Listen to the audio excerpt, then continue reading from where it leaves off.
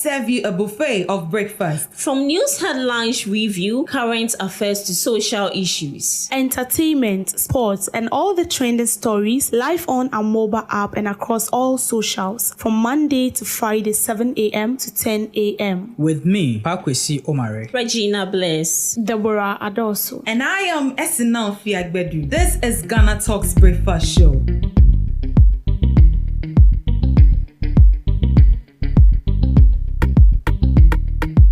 This is GhanaTalks Breakfast Show, your morning companion. This is GhanaTalks Breakfast Show, your morning companion. GhanaTalks Radio, number one.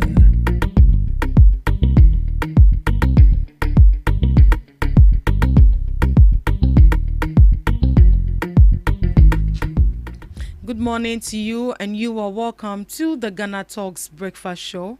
Right here on GhanaTalks Radio. This is the news review. We bring you all the relevant stories making waves in the news.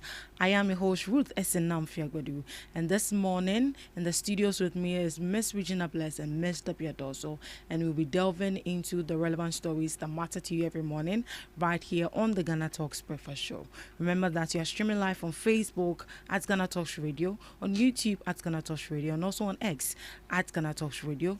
Do well to send in your comments. We'll do well to read them back to you. And let's get interactive right here on the morning show. Good morning to you, ladies, and you're welcome to the GhanaTalks Breakfast Show. Good morning. Good morning, Miss Debbie. Good morning, Miss Regina. How are you doing? Good, by grace. Right, we bless God. How was the weekend, Miss Debbie? Interesting, as always. It's always been interesting. Miss Regina, allow the food. It was great, your side. It was okay. It was okay. Yesterday it rained. I was so excited. I was like, finally. A restful day, finally. But some people didn't have it easy. Well, I've not seen any videos on flood yet. But looking at how it's rained here, definitely there will be issues. It rained twice. Yes. Definitely, there's going to be issues. The room was cozy, and today the weather is going to be kind of cold, kind of a bit hot. That's actually what we want. Now the hotness there was too much. Very. There was too much. Anyway, wherever you are, we just hope that you are doing great this morning. Safe. Yes, and you are safe as well. We hope that the rain didn't disturb you as well. And this morning, we are bringing you the news as usual, how we do it. Right, let's get into it. Ghana ends IMF program, shift to non-financing support. The government of Ghana has announced a successful completion of its bailout program with the International Monetary Fund.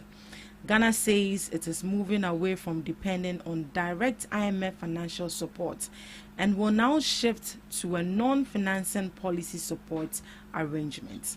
The previous program, known as the Extended Credit Facility, ECF, was introduced to help Ghana stabilize its economy during a period of high inflation, debt challenges, currency depreciation, and economic instability. According to government, the country has now made enough economic progress to end the program earlier than expected. Government says recent reforms have helped improve inflation, debt sustainability, economic growth, foreign reserves, and also investor confidence. Officials also say Ghana's credit rating have improved from restricted default status to a B rating with a positive outlook. Another key development highlighted by government is that Ghana's international reserve reportedly reached about $14.5 billion by February 2026, giving the country stronger protection against external economic shocks. Instead of another bailout program, Ghana will now work with the IMF under a new arrangement called the Policy Coordination Instrument, PCI. The PCI does not provide direct loans or financial bailout money. It will focus on technical support and policy guidance. It will help countries maintain economic discipline and investor confidence. Government believes this new arrangement will help Ghana work toward acknowledging and achieving investment grade status in the future. According to the government, stronger credit rating could reduce borrowing costs, attract more foreign investors, improve access to international financing, and support infrastructure and private sector growth. The statement from government also thanked Ghanaians and development partners for the sacrifices made during the economic reform processes. So over the weekend, I think this whole news started on Friday, and we've seen that government was actually preparing to exit IMF. Finally, hearing from Kwachi Ofosu, we have exited IMF successfully. They are no longer going to be giving us direct loans, but this time around they are going to be guiding us on the right choices to make, the right decisions to make as well. Mr. B, do you see this a great achievement, or we should be scared? Are we fit enough? We are fit. For me, we are fit. And I see this as a great move. I mean, you can... There is nothing wrong with you having a lot of ambitions, but the only problem is how bold you can to take initiative to make that happen or materialize. So that is what Ghana is doing. They said, our leaders said they will exit from IMF, and then God willing we've exited from IMF. So looking at the whole thing, they've exited from IMF in a sense that IMF is not going to support us in terms of financial needs, but then there will be a collaboration to the policy coordination the policy coordination instrument, where IMF is going to give us something like an advice on how to maintain the economy, how to stabilize the cedi to the dollar, how to ensure that we walk in the right path, and then we don't fall back into a situation where we have to run back to IMF to support us. And I think that is very good, because at this stage what we need is for us to get materials that will help us to keep the economy stable, aside we borrowing. So which tells you that there are other external solutions that can help us stabilize the economy without going out to seek for arms or money. And then when you listen to what is being read here, because I don't want to speak outside of me, he said that government explained that unlike the extended credit facility, the policy coordination instrument is a non-financing arrangement designed to provide technical assistance, as I said, policy coordination and market confidence. Officials says the PCI is expected to support Ghana's broad ambition of achieving investment grade status over the medium term Ghanaian recipe book. So according to the government, securing investment grade rating would help lower borrowing costs. So these are the benefits for both the sovereign and private sector, attract long-term investors, boost foreign direct investment, and improve access to cheaper financing infrastructure and private sector development. So government also expressed appreciation to Ghanaians. Okay, that is I didn't count. So if you look at this, the policy coordination instrument is going to make the country look somehow like attractive to foreign investors. So they're going to advise you on the steps to take.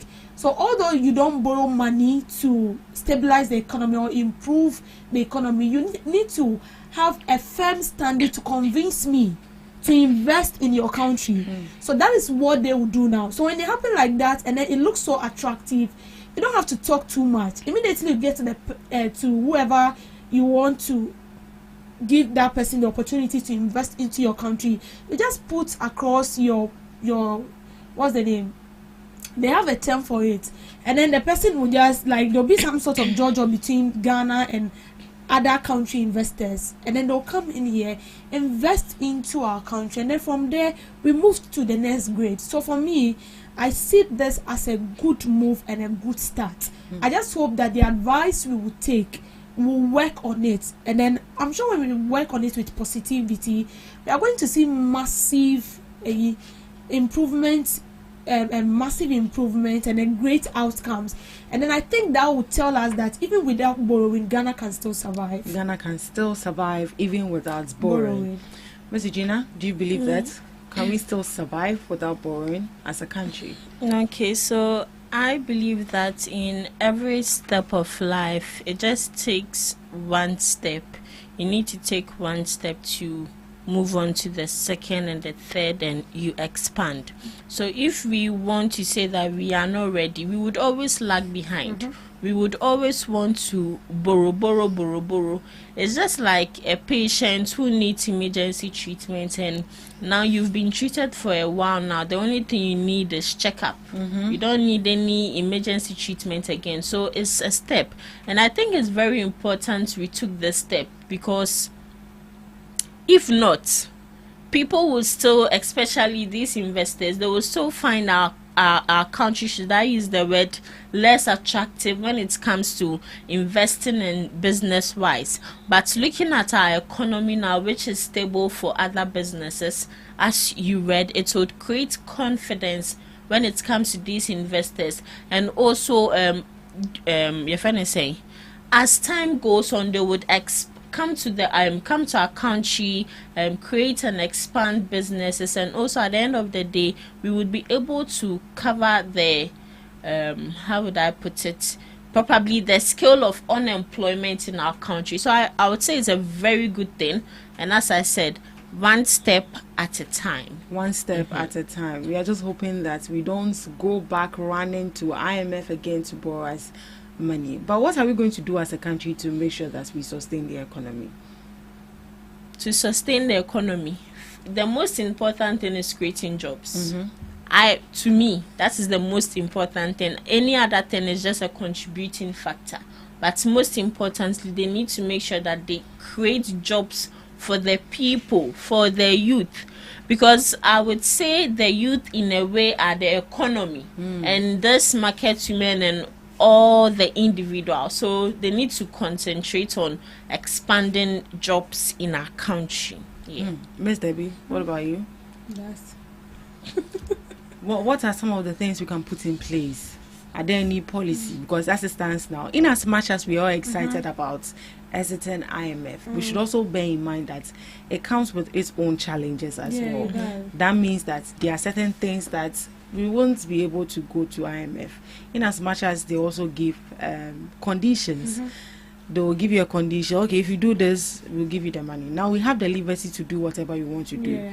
But we've seen our inflation coming down. We see the dollar and the CD also being strengthened. What are we going to do to make sure that it's stable? I think fiscal discipline will do. Exactly, because they keep preaching about fiscal discipline. That will do so well for us, and then we should be very careful when it comes to spending.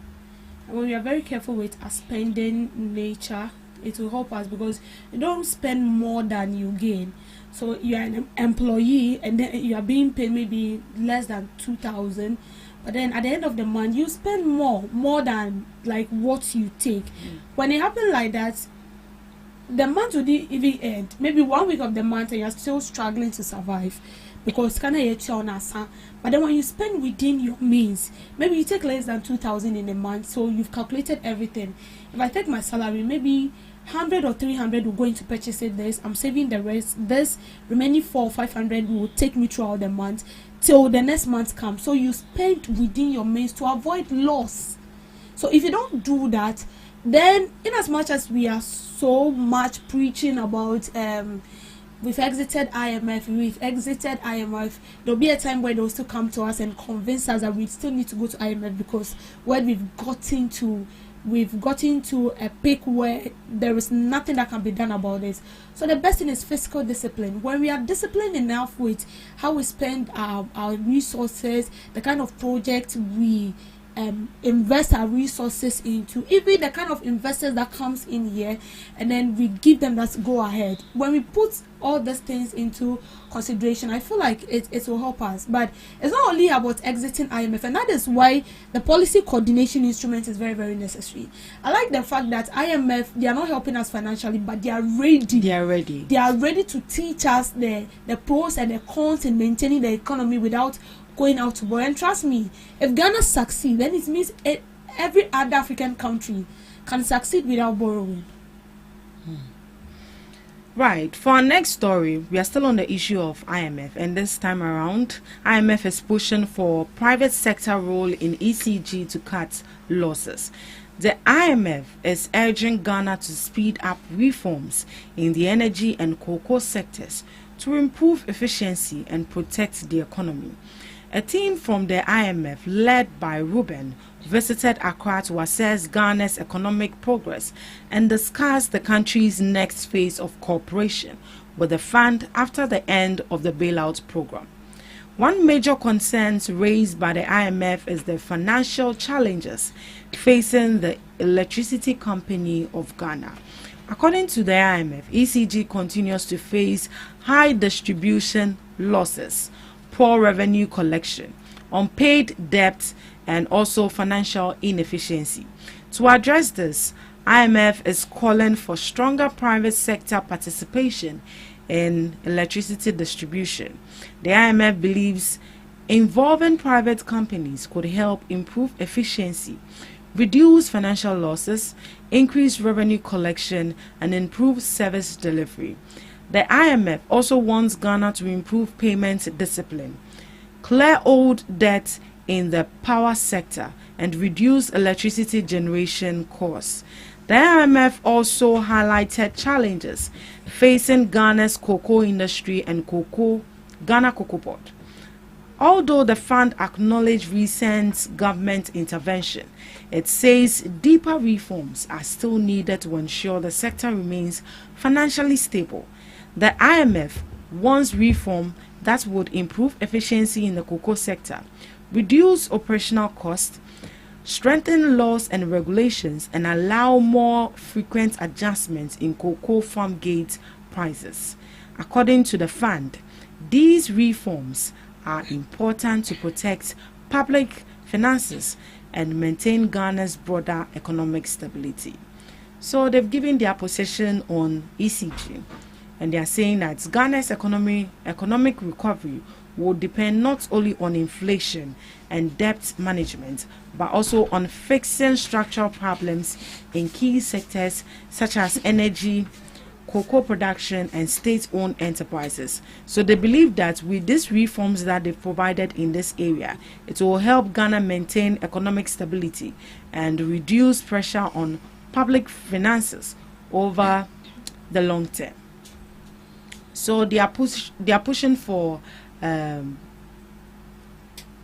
involving the private-owned institution to take over ECG in order to, help us pay debts, service delivery, and also electricity distribution.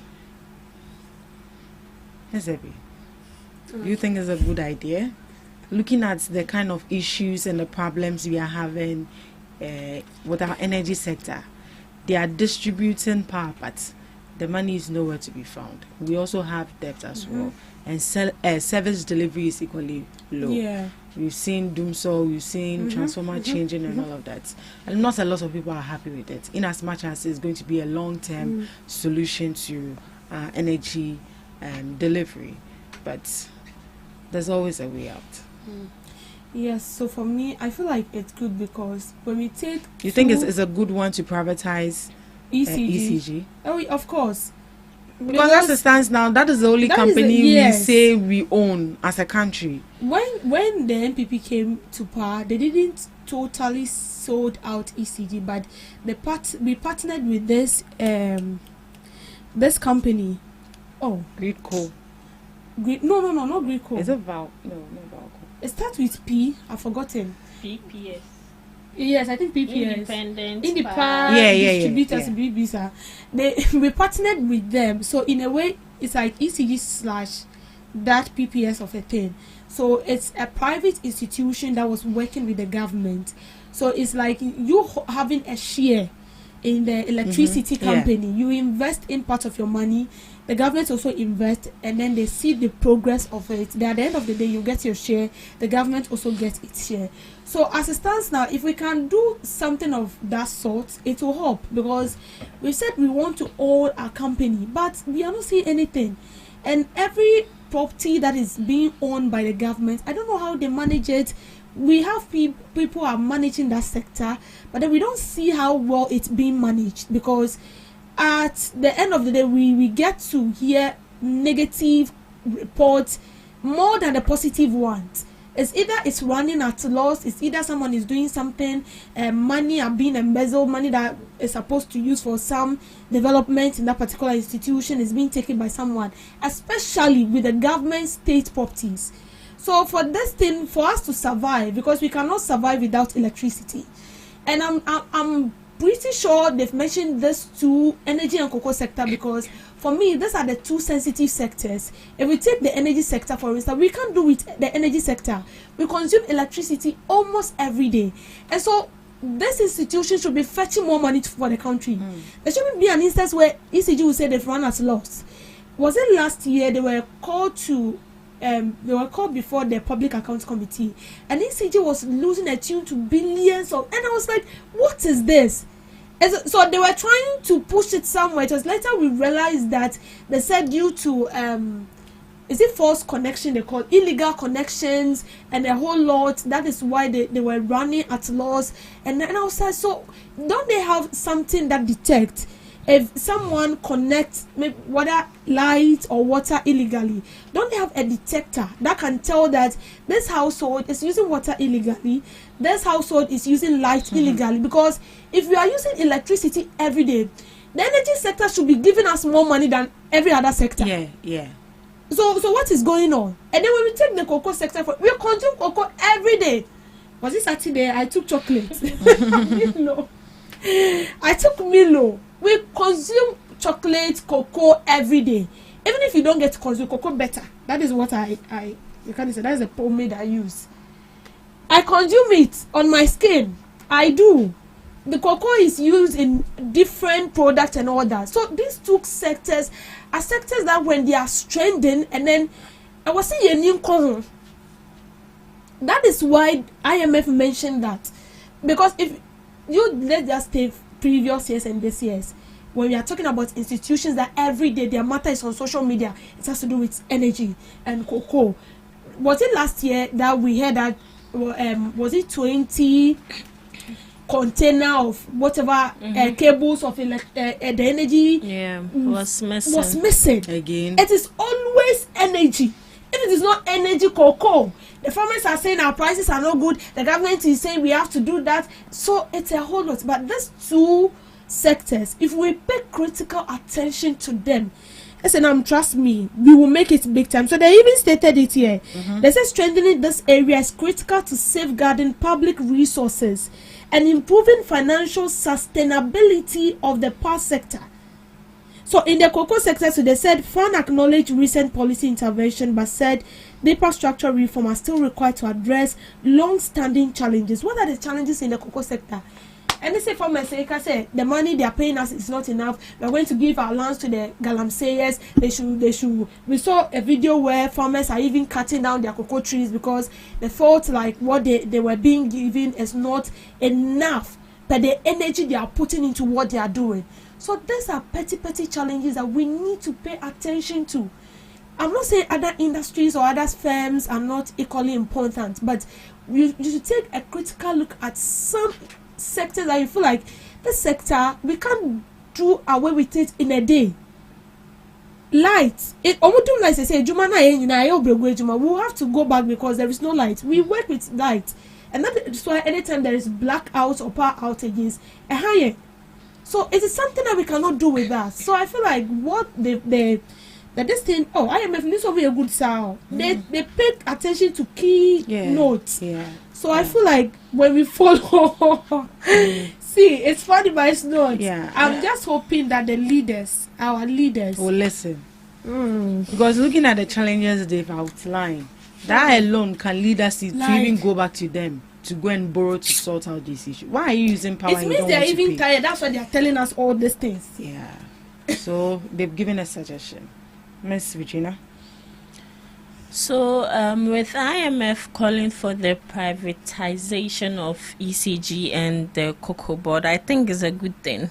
I think this is something, I don't know if it started from the past administration, but when President John Dramani Mahama came into power, they also spoke about it, and some individuals were like, no, it's not a good call, because as you yourself said, that is the only state institution we have, blah blah blah. And John Dramani Mahama came out to specifically say privatization of the ECG doesn't mean that we also do not have a part or a role or a duty to play in it. And also, Debbie said something, it's just like a business. You owning a business and you need investors. You need people to support you financially with their ideas and all that. So it's just like a shareholder. A shareholder doesn't mean that they own the business, or not necessarily the business, but own the whole business. It's just bringing ideas on board. And looking at what IMF is calling for, I think it's a good thing, because we always have power losses. The bill collection is another issue. Waste, your friend is saying, power waste. And also looking at this illegal connection on paid bills, and the illegal connection alone is a huge amount of money the ECG are missing out each and every day. Yeah. See this, let's use this area for instance. It would surprise you that when these ECG officials go around to make sure that they are checking this connections, you know the place, so mention it. out of 100 people, 99.9% of everyone in this area are relying on illegal connection. They've tightened their meter, all in the name say, oh, auto prepaid nasa besa. So they've tightened it, which is wrong. It is causing loss to the country, and in a way the government will pay for that debt, but we also would indirectly pay for the losses. So I think privatization of the ECG and the cocoa board is very important, because we know the private sector to be very disciplined when it comes to data collection, bill collection, making sure that everything is in its right process. We know the private sector for that. So I think they need to consider it, and also make sure that at the end of the day, every penny is taken from individuals. And also they need to make sure that they find proper how would I put it, proper punishment for these faulters. Anyone who is caught for illegal connection, the only thing these people do is, oh, come and see me in my office, or when they come here and they see that you've done illegal connection, oh, the GWA now I just in the bottom asa, the issue is not solved. So it will go on and go on. At the end of the day, you bet me a minimum. So si kana metia na meko. No punishment, nothing. Yeah, so I think they need to consider all this, and we are good to go. Right, we need to consider all the reforms that IMF has brought on board with the cocoa sector and also our energy sector. And I believe that if we should take these suggestions and these reforms seriously as a country, I think we'll do better. Right, proceeding to our last news item. Choose competence over ethnicity, Paul Afoko tells NPP. National Chairman hopeful of the new Patriotic Party, Paul Afoko, is urging party members to choose future leaders based on competence and ability rather than ethnicity. Speaking during meetings with the Asante Regional Council of Elders and regional executives in Kumasi, Mr. Afoko said the party must focus on rebuilding and unity after a 2024 electoral defeat. He believes the NPP should prioritize experience, leadership ability, competence, and unity instead of ethnic or tribal consideration when electing party leaders. Mr. Afoko warned against internal divisions and blames games following the party's defeat, saying members must work together to rebuild the NPP ahead of the 2028 elections. According to him, the grassroots remain very important to the party's future success, especially in the Asante region, which he described as the heartbeat of the NPP. He stressed that rebuilding the party would require collective efforts from party executives, elders, grassroots supporters, and national leadership. Mr. Foko is campaigning on what he calls the 3R agenda: reunite, rebuild, and recapture. He says this strategy is necessary if the NPP hopes to return to power in the next general election. His comments come at a time when discussions about leadership, party unity, and future direction are growing within the NPP after losing power. Choose competence over ethnicity. Don't choose people because they belong to a particular religion, but choose people because they are competent, they are up and doing, they have the capacity, and they also have the ability to, do whatever it takes to bring the party to power. So that is the advice. And he's the national chairman, hopeful, aspiring for the new patriotic party. He has already started advising. Ms. Regina, do you see that there's actually a trend within the NPP? So I'll use the past president for example, where he said most people didn't want, or how would I put it? No, let me put it this way. He said that this is the first time in the history of Ghana they are electing, is he a Teni? Muslim. Teni. Says the same to know. They are electing a Teni to be a president. And it's really brought a whole lot of issues that does it mean that you are choosing competence or competency over? No, not competency. You are choosing the person's tribe over how competent that person would be. And that is the trend they set up. And even it became an issue between the NPP and the NDC. Yeah. So I would say with what he's saying is very true, because they've already started that trend and everyone wants to follow that trend. I wouldn't say Dr. Bawumia is not competent. I wouldn't say he's not capable. But if we have that perception or that mindset in our brains, honestly, I don't think it would really go on well. Because I would always say this: Ghana is for everyone. It's not for any tribe. It's not for any political party. So if you are choosing a leader who would govern the whole country based on that person's tribe, then we have a long way to go. Because what are you trying to say? Does it mean that in a way that particular person is ruling the whole country for just his or her particular tribe, which is wrong? So I think they need to put that mindset out, especially the NPP, because their leader started it and it is still in trend. Yeah, so they need to take that perception off and make sure that they build a unified country.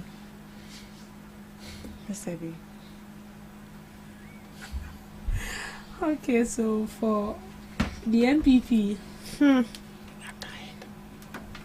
they are calling for unity, right? For me, I think the only thing I can tell them to do is that they should put themselves together and then work as one people. Because if you don't do that, or if you don't do that, I feel like there is no way there's going to be unity in the party. And as for competence, there's needed. You have to choose competence over ethnicity. You don't choose people based on having a connection with them. Or I want to give a position to someone. Maybe you are fit for the job, but because you're not from my tribe, you're not. So let's just imagine that you're not a Voltarian, and then I want to give you a position, and because you don't speak the language I speak, you're not from the same town as I am, you're not going to get it. And this is common with the NPP from old ages till now. I remember they said, what was the name? Akufo-Addo is Achim, right? Yeah. So there were times where they made complaint that no other, region will overtake the Achims. That is, and wasn't it? Allah is not an Achim, but I remember the whole time there was conflict of interest because Allah was not Achim, and so they feel like he cannot. And then I remember before Bawumia was being picked to be the vice president, people were also complaining that an ordinary cannot rule the Ashanti, because they believe the MPP party belongs to the Ashanti people. They believe that the MPP party is for the Ashanti region. So if you are in the MPP and then you are from a different clan or you belong to a different ethnic group, you cannot rule. You can hold other positions like maybe vice chair, you can be a member of parliament in the MPP, but to become a president of Ghana, and then you are representing the MPP party with a different religion, and see, it's just like they've seen it to be a status quo of the MPP party. So that is how we do it here. You don't break it. You don't break the record and set a new one. This is how it's being done. It's just like when you go to Rome, you do as they do. So if you feel like you want to join the MPP party, yes, you can join, but this is the rule here. If you're not an Ashanti, you cannot rule us. You have to be an Ashanti, and specifically maybe be a Chim, or specifically be an Nzema, or specifically be a Fanti before you can rule. So you see, and when it's happened like that, you don't choose people who are competent enough. You don't bring out people who can do the work and deliver. You only bring in incompetent people. You bring in people who do not even have the party at heart. You bring in people who would rather divide than unite the party. But when you base on competence, regardless of the ethnic group of the person, regardless of even what the person does, regardless, the person, so long as the person is competent enough, and that person will help drive the party on a good note, then what is the big deal here? You give the person the note. And I wouldn't say MPP alone, it's happening in other parties as well. If you're not from this religion, if you're not from this ethnic group, if you don't speak the same language as I do, you will not get it. When it happens like that, you end up picking thieves as leaders. You end up picking selfish people as leaders. You end up picking bad communicators as leaders. And don't forget that at the end of the day, to come back hunting the party. But when you choose people or leaders based on competence, I mean, whoever goes out there and the person making big time, the person is representing the party. So at the end of the day, MPP will be known wide world as a good party. But when you send out a thief, you send out somebody who is very bad in communication skills, you send somebody who doesn't even know what he or she is doing, but he or she is there because I've been giving the nod. When they go and they bring disgrace, the disgrace will Ebeko. If one person is embarrassed, Ebeko. I'm not trying to say something. But now that with Abronye's case, I don't know whether you saw that they've released a letter that Abronye... They should release him immediately. Yes. So with what Abronye is doing, somebody might talk against Abronye, but maybe MPP parties for Abra, there is a good communicator within that party. So the right thing should be done, and then I think we will all be cool. Right. The right thing should be done, and we think we'll all live peacefully in the country. Thank you so much for joining us on the news review. Up next, we have Today in History with Miss Regina Bless.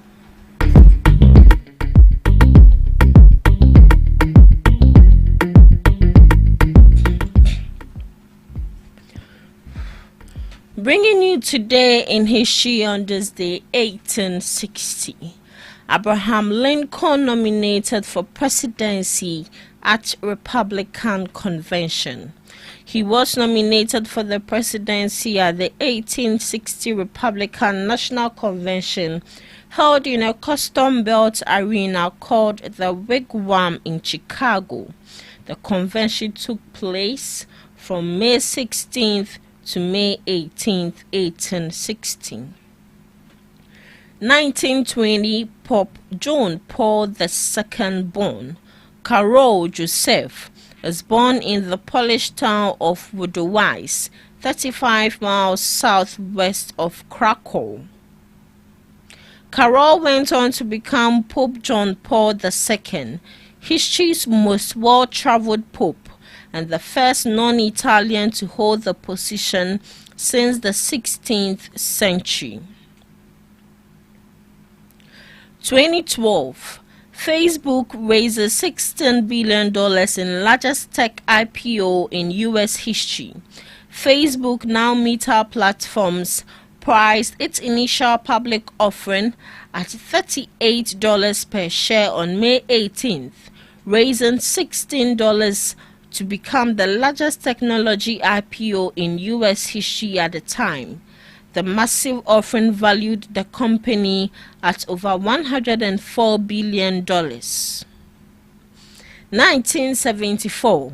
India joins the nuclear club. India originally joined the Global Nuclear Weapons Club on this day when it conducted its first successful nuclear tests, code-named Smiling Buddha, at the Pokhran test site in Rajasthan. Since then, India has evolved to possess a complete nuclear triad, with the ability to launch nuclear weapons from land, air, and sea. To some global observances, HIV Vaccine Awareness Day, also known as World AIDS Vaccine Day, it highlights the urgent need for a safe, preventive vaccine, honors researchers and volunteers, and educates communities on the ongoing global effort to end the HIV epidemic. National Visit Your Relatives Day. It is an unofficial holiday that encourages people to disconnect from their busy schedules and spend quality time with family. It is the perfect opportunity to strengthen bonds, share stories, and reconnect with loved ones you have not seen in a while. Lastly, National No Dirty Dishes Day. Light-hearted, unofficial holiday that encourages you to take a 24-hour break from one of the most tedious daily chores. It is the perfect excuse to skip the scrubbing and focus on relaxation. And that's all for today on Today in History and some global observances, live on GhanaTalks Breakfast Show. Thank you so much, Ms. Regina Bless, for Today in History and some observances of the day. Up next, we have Debbie's Grill. Welcome to Debbie's Grill, where we talk about issues that matter to the state, void of politics, fear or favor. Gabriel Jemfi, the Bono Regional Director of the Technical and Vocational Education Training, has dismissed the perception that TVET education is a reserve for the academically dumb. Instead, he said TVET held the key to addressing unemployment and advancing the nation's industrialization, urging families to encourage their children and wards to opt for TVET. Mr. Jemfi said that the national TVET education was going through reforms focusing on providing academic industry opportunities for students. The regional director said this when the Social Investment Fund handed over the site for construction of an ultra-modern climate resilience center at the Nsotre Technical and Vocational Institute in the Sunyani West municipality of the region to the contractor. The Accra-based Trasef Construction and Engineering Limited is executing 6.5 million center expected to be completed within 12 months. The center, designed to focus on wood technology, fashion design and digital skills, will be finished with modern equipment to provide students with practical competencies that align with emerging labor market demands and promote sustainable livelihood. It is under the Rebuilding Youth and Women's Livelihood through Entrepreneurship and Employment Creation component of the Post-COVID-19 Skills Development and Productivity Enhancement Project. In June 2022, the government of Ghana signed a 5-year agreement with the African Development Bank to implement the PDS-PEP.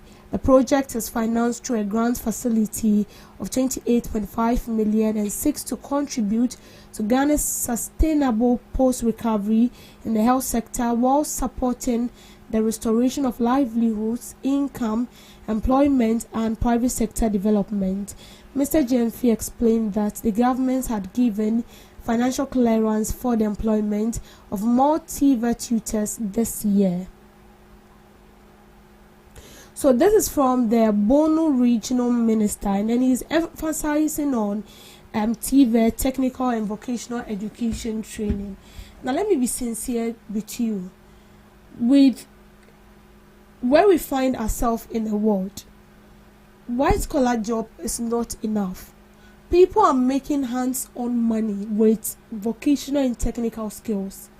Now, one of the days where people say when you're into hairdressing, it's bad. It means you're unintelligent. When you're into catering, it means you're unintelligent. If you're into mechanic and all that, it means you're not good enough. That is in the past, because they downgraded those professions. They don't see it as a classy profession. And then let me tell you one shocking thing. The profession you see to be classy does not pay enough. It does not. You only get rich at the end of the month. And even at the end of the month, that money cannot even sustain you for the rest of that month till the next month comes in, where you will take your money. So even before you receive that money, you are done spending it. And that is because you owe. And so you've already calculated, before the money lands into your account, it's finished. Then it means you still have to borrow to survive. And that is what we call the hand to mouth. So people see you working, but there is nothing to show. Nothing to show, because when the money comes, it's being diverted into other things. And so you are left stranded. But you see, this technical and vocational skills, it's a hand-on skill. It's something that no one can take from you. It's one of the professions that does not make you wait for you to get paid before you can survive, for you to get paid before you can eat, for you to get paid before you can rent. It's a skill. It's something that you get money every day. And you'll be shocked to know that what somebody earns in a month is what someone earns in a day. So can you just multiply that? If let's say you're earning 2,000 in a month, or you're earning 1,000 in a month, or you are earning 2,500 or maybe 3,000 in a month, and that 3,000, someone is earning it in a day. So multiply that 3,000 times 4, because we have 4 weeks in a month. And imagine the money the person is making, compared to somebody who waits for the government, somebody who waits for his or her employer to pay him or her before they survive. You would need to, put your whole assurance on the government to give you something before you can survive. And that is why we are saying that these things needs to be preached into the heads of the upcoming generation. That thing of when the child wants to engage in, say, drawings, they have visual arts, yes. A child wake up one and be like, oh, daddy, please, I want to do visual arts. And then you are yelling on the child, I want you to become a doctor. And also free. And you see, that is why parents need to pay critical attention to their words. There are some kids, when you give birth to them from childhood, they are into certain things. It should tell you that this is what they want to do. I've seen a video where a small kid, the dad bought a phone or something, or a gadget. He dismantled the gadget and refixed it. That was a child. And it worked. So with that kind of child, it should tell you that this child, when he ventures into engineering or those things, it will help him. So you don't look at that child and then you'll be yelling on him. I want you to become a doctor. I want you to become a lawyer. I want you to become a teacher. Let me tell you, we have about 1,000 plus of teachers in their house and they are still looking for work. And now even those who are into this white collar jobs still have a side business. They have a side business. You see someone as a banker, they have a side business. SNM is a journalist, she's into perfumes. So she has a side business. We have people who do that a lot. So you can also do same. And that is why they are calling on parents that start telling your words from now. Put that in their head. If your child wants to venture into home economics, it doesn't mean that they don't know book. It doesn't mean that they are dumb. It doesn't mean that, you see that kid to be something else. You push them up. They are making money. They are making money. I always say this. When I was in the university, I had a colleague who braided. instead of you going out, she will braid you in the hostel and take the money. She doesn't charge that much, but even with what she takes, she can break like 10 people in a day. So when she's taking 50 cedis from each person, or when she's taking 30 cedis from each person, just imagine. She wouldn't have to be calling home for money. My foodstuffs are finished, my transport is finished, I need money. No. And that money will support him or her in doing something. So it should be introduced in the schools, the teachers to talk to the students and make them know that do it. If that is what you want to do, do it. If you want to be an artist, you want to, whatever you want to do, you do it, especially with the vocational and technical skills. Then you support them because they are making big money. Someone who is into home economics or fashion, they are making money. In a day, you can get an order from 3 companies. And the order what they are ordering for is not less. I have a colleague who is into pastry. Order no one 2,000 plus. She's baking cakes like 2,000 plus, or meat pie. And the money she's making, it's not something small. It's not.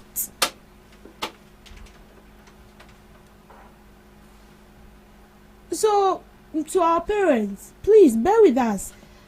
Just like the Bono Regional Minister said, don't force your kids into professions that they don't want to.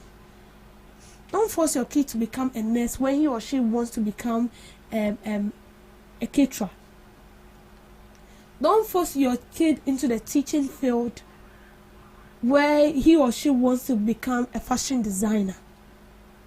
If you do that, they are going to kill people's children.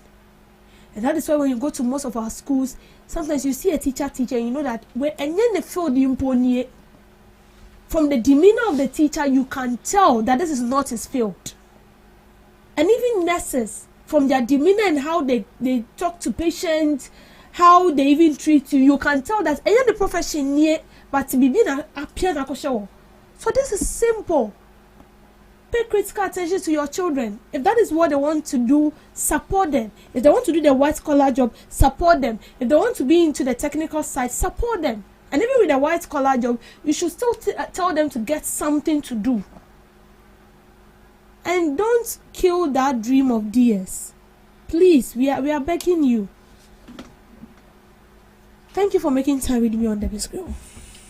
Thank you so much, Miss Debbie, for that, girl. And thank you, too, for joining us on the Ghana Talks Breakfast Show. We'll be going for the news shortly. And right out of the news, we'll be back with the main segment. Please stick and stay with us. Are you ready to amplify your business or brand's reach and make a meaningful impact in Ghana and beyond? Partner with GhanaTalks Radio today to connect with a diverse audience across Ghana and beyond.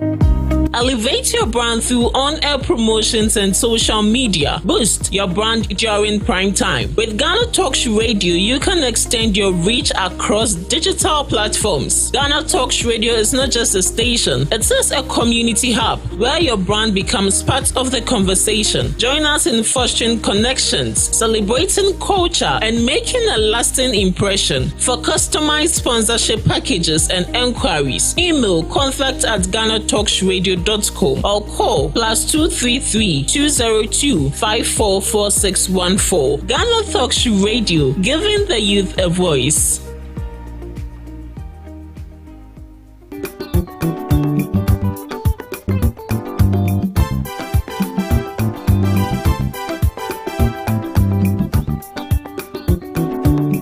GhanaTalks Radio wo UK abrochimemu era from Ghana mu ha the sound system me spinning machine papa every amana ne ababegu o Ghana mu ha enti se we ye ayie we ye engagement we ye wedding we ye birthday party political parties are mo ye rally se mo ye asori mo ye crusade so we bo carnival or any kind of event now we pe spinning machine papa e bo sound no mu e de dia ene me kanfo GTR sounds e de emawo ya wa live band nso a woto nsa e de frenya ye betimi ababeboa ama wudwumedi a wudi ene so atimi aye kama pa Yawo Enkran Pumpuni Montemo, Anya, Aponchi Hotel, a Hopepepe, and a Yebutu, Odian said Obefre and Penifo, was 0546960510. GTR Sounds, a more de Angaza.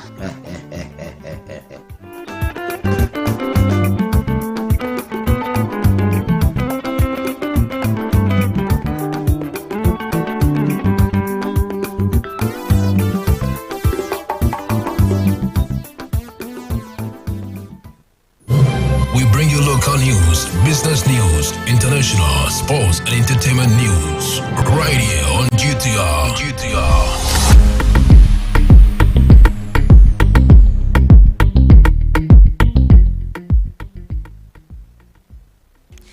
Hello, good morning, and welcome to the morning news update on GhanaTalks Radio. Coming up, President John Dramani Mahama has announced plans to begin work on new water system for Tamale and Yendi aimed at delivering 30 million gallons daily to the northern region.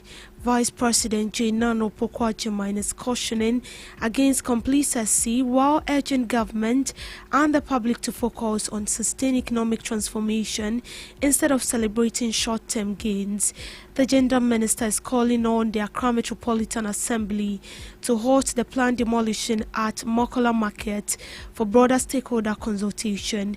In response, the interim market managers welcomed the move, saying to help build consensus. Also in the news, Air Ghana is expanding its cargo fleet with a third Boeing 737 freighters, strengthening Ghana's position as a regional trade hub.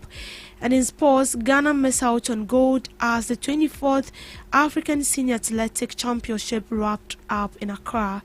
Stay with us for full details on these stories and more.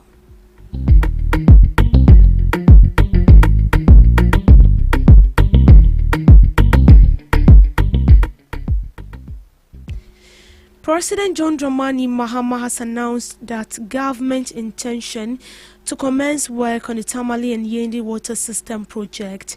The initiative is expected to deliver about 30 million gallons of water daily to the Tamale metropolis once completed.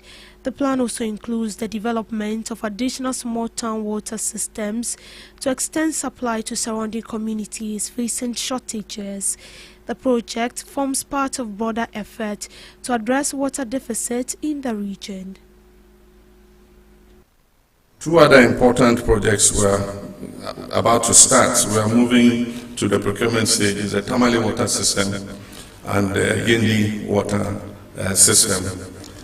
With the Tamale water system, the intention is to build a new pumping station at Yapi on the White Volta and produce about 30 million gallons of water for the Tamale metropolis.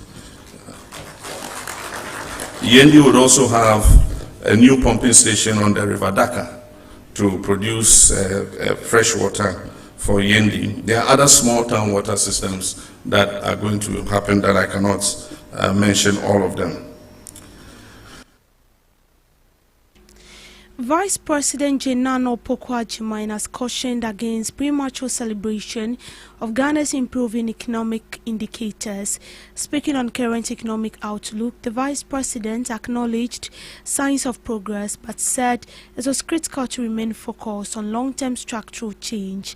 She urged policymakers, stakeholders, and the public to avoid false sense of security and instead push for reforms that leave a lasting impact on jobs and households.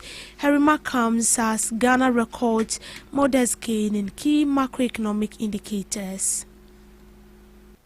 It is true that Ghana is beginning to see encouraging signs of recovery and reform. Macroeconomic indicators are improving. Investor confidence is gradually returning, and institutional reforms are taking shape. But grounded leadership also means resisting the temptation to celebrate prematurely. Strong results should not produce complacency. They should deepen responsibility because transformation is a process. The foundations will be strengthening, but the work of building an inclusive and future-ready economy is only beginning. And perhaps this is the deeper lesson in this age of disruption. Leadership must be both ambitious and disciplined, and confident enough to pursue change without ever losing sight of its mandate. The Minister for Gender, Children and Social Protection, Dr. Agnes Momolate, called on the Accra Metropolitan Assembly to suspend its planned demolition exercise at the 31st December Mokola Market for broader stakeholder engagement. Dr. Latte made the appeal after meeting with leaders of the market traders. According to her, the planned exercise lacked adequate consultation with affected traders without clear arrangement for alternative trading spaces. She urged Accra Metropolitan Assembly to engage more extensively with market associations and relevant stakeholders to ensure transparency. There's no place that you can have development that there will not be discomfort. But we don't want one side to shoulder all the discomfort. We don't want just the metro to shoulder all the discomfort. Neither do we want the market women and the others to shoulder all the discomfort. So we want to find a middle ground. We bear part, they bear part, and then development can take place. Yes, that is what I'm saying now. That it will be good that we sit and listen to each other. And most of the things that we've heard, we couldn't substantiate them. And so I'm just saying that they should go into this negotiation devoid of emotions, devoid of hearsays, because those ones, every vulnerable situations, there are people who feed on conflict, they feed on vulnerability. There are people who feed on such situations to, hype whatever the agenda they have. And so I want them to come with a clear mind and understanding. Thankfully, the leadership has agreed to this. And so once they've agreed to this, we're going to sit down and make sure that we make progress devoid of emotions. Once we get to talk and we have an understanding, we'll be able to commence. And so that is the assurance I have given them. And I'm engaging. I've been in touch with the mayor and we'll continue. Monday, I'm sure within these few days, sitting down some extra days and waiting to hear each other will not be. I will get back to you and you will get informed. So what I can tell you is that now we are preoccupied with getting a solution to the impasse we are having now. Once we are able to cross this, the next one should be easier. And so let us cross this and see what is ahead. But all of these, by way of roadmap, will come into the discussions. But I don't want to jump ahead of those critically. In response, the entry market manager for the 31st December Mokola Market has welcomed the call by the Minister for Gender, Children and Social Protection to suspend the planned demolition exercise at the market. The intervention, according to him, will create room for broader consultation and ensure consensus is reached among all stakeholders involved. I think this is what has been denied us, communication between us and the assembly. It hasn't been easy trying to come together to reason on our concerns.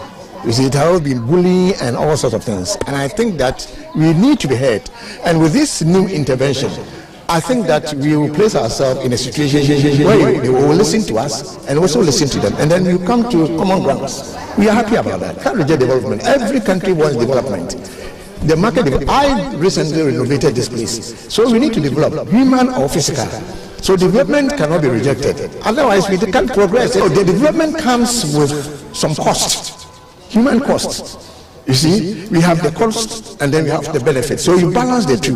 And our point is that once you have the cost, the human cost of it, you need to mitigate it. That is the term that we use. You need to reduce the discomfort that will come out of development. Even first and foremost, that is what normal governments do. And this is what is absent. And that is why we have come to a statement. That is why we are in court. Oh, that was last year. Even when we were to meet, there wasn't any agenda. They put that in before us, a policy that the assembly is going to redevelop the market, all right? And then we are giving 1 month to move out. It will be naturally uncomfortable. You see, you'll be here for 30 to 40 years. I'll be here for 22 years. and you will not take that to your sleep. You see, and that is why we have been dragging this in for all that long. And if you have the opportunity to dialogue, as this minister is trying to work on, we don't have reached this far. The mitigation versus, suffering. People have to move. You take what you just work here for about 30 years, and within a stretch of time, they say move out.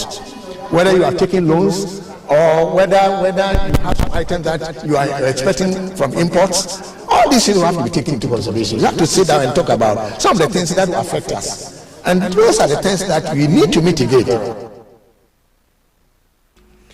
Air Ghana has expanded its cargo fleet with new Boeing 737 to 400 freighters, bringing it total to 3 aircraft and strengthening its capacity to move across West Africa. The aircraft, registered 9G KCT, landed in Ghana on May 5th. It is a Boeing 737 converted from passenger use, known for reliability and cost effectiveness.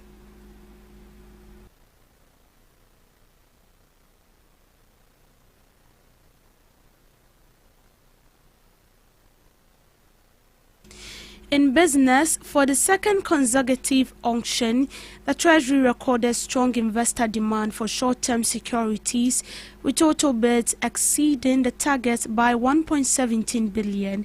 According to data published by the Bank of Ghana, a total of 5.18 billion was tendered, representing a 34.8% oversubscription of the 4.30 billion target. Out of the total bid received, 5.48 billion was accepted. Despite the strong demand, not all bids were accepted, suggesting government maintained pricing discipline by rejecting relatively expensive bids. To sports, Ghana finished the 24th African Athletic Championships without a gold medal after disappointing final day at the University of Ghana Sports Stadium on Sunday. Team Ghana finished 17th on the medal tables with 5 medals made up of 1 silver and 4 bronze medals, despite hopes of a strong finish in front of the home crowd. The final day of the competition featured action in more than 12 disciplines, including the high jump, javelin and several track, bringing an end to days of intense competition in Accra. And that brings us to the end of the morning news update. Do well to log on to all streaming platforms, as well as logging onto our website at www.GhanaTalksRadio.com for more news updates. Do have a good morning.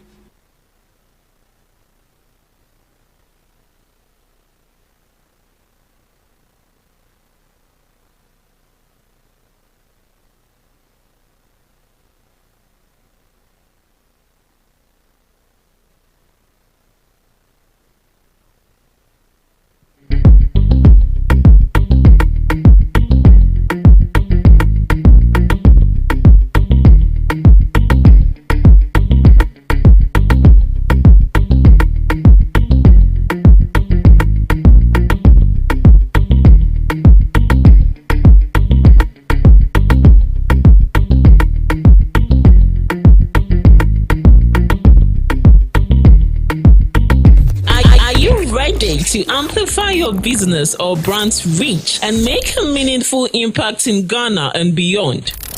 Partner with GhanaTalks Radio today to connect with a diverse audience across Ghana and beyond.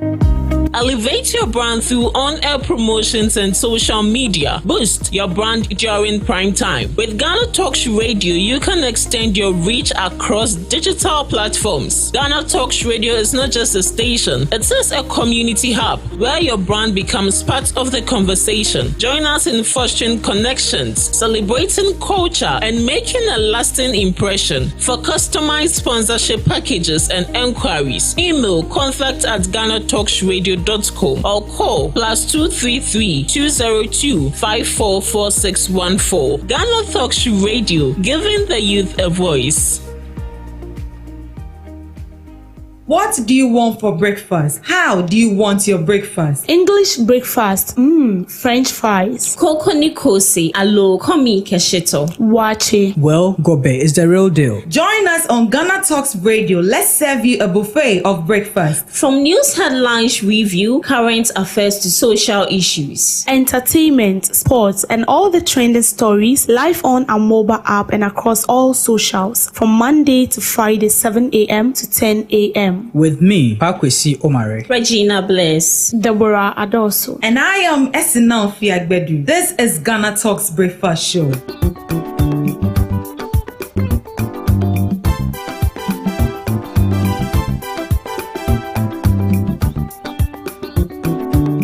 Ghana Talks Radio UK abrochimemu era from Ghana mu ha the sound system which spinning machine papa every amana ne aba begu oman Ghana mu ha it is we ye a year we engagement we wedding we birthday party political parties are more rally some way sorry more crusade so we bo carnival or any kind of event now we pay spinning machine papa a boa sound no mu dia any American for GTR sounds the emawo ya wa live band nso a woto nsa the friend ya yebetimi ababeboa ama wudwumedi a wudie nso atimi aye kama pa ya wo enkan poponi mantamo anya aponchi hotel ho pepepe na yebutuo odi an se wo be frɛ empanifo ɛwɔ 0546960510 GTR sounds emu de angaza.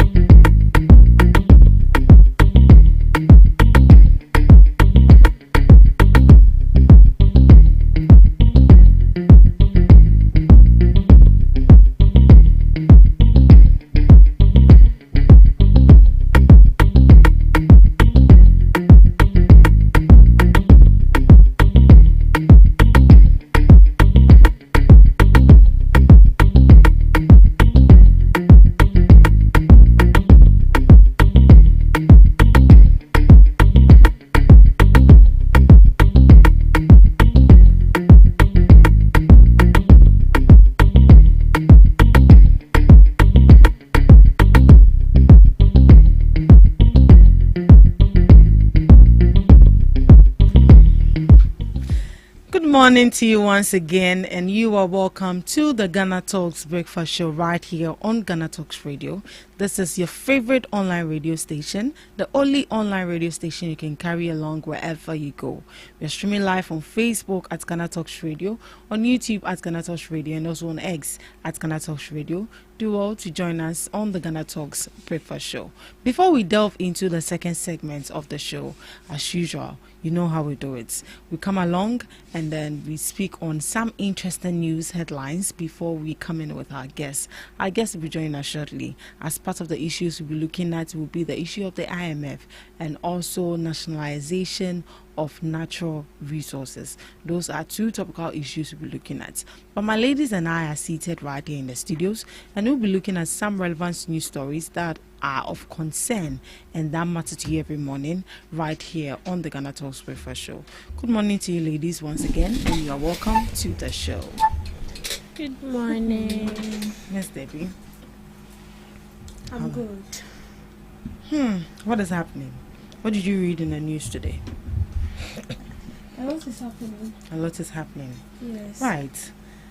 While we say a lot is happening, there was a press conference. Was it yesterday? Yes, there was a press conference yesterday from the NPP, and this is still on the issue of Abroinye and the statements that was released by the former Vice President, Dr. Mahmoud Bawumia, that our democracy is under threat. So that is it. And yesterday, the press conference, we'll be looking at what they said and what is actually happening. And they are calling for the immediate release of Abroinye.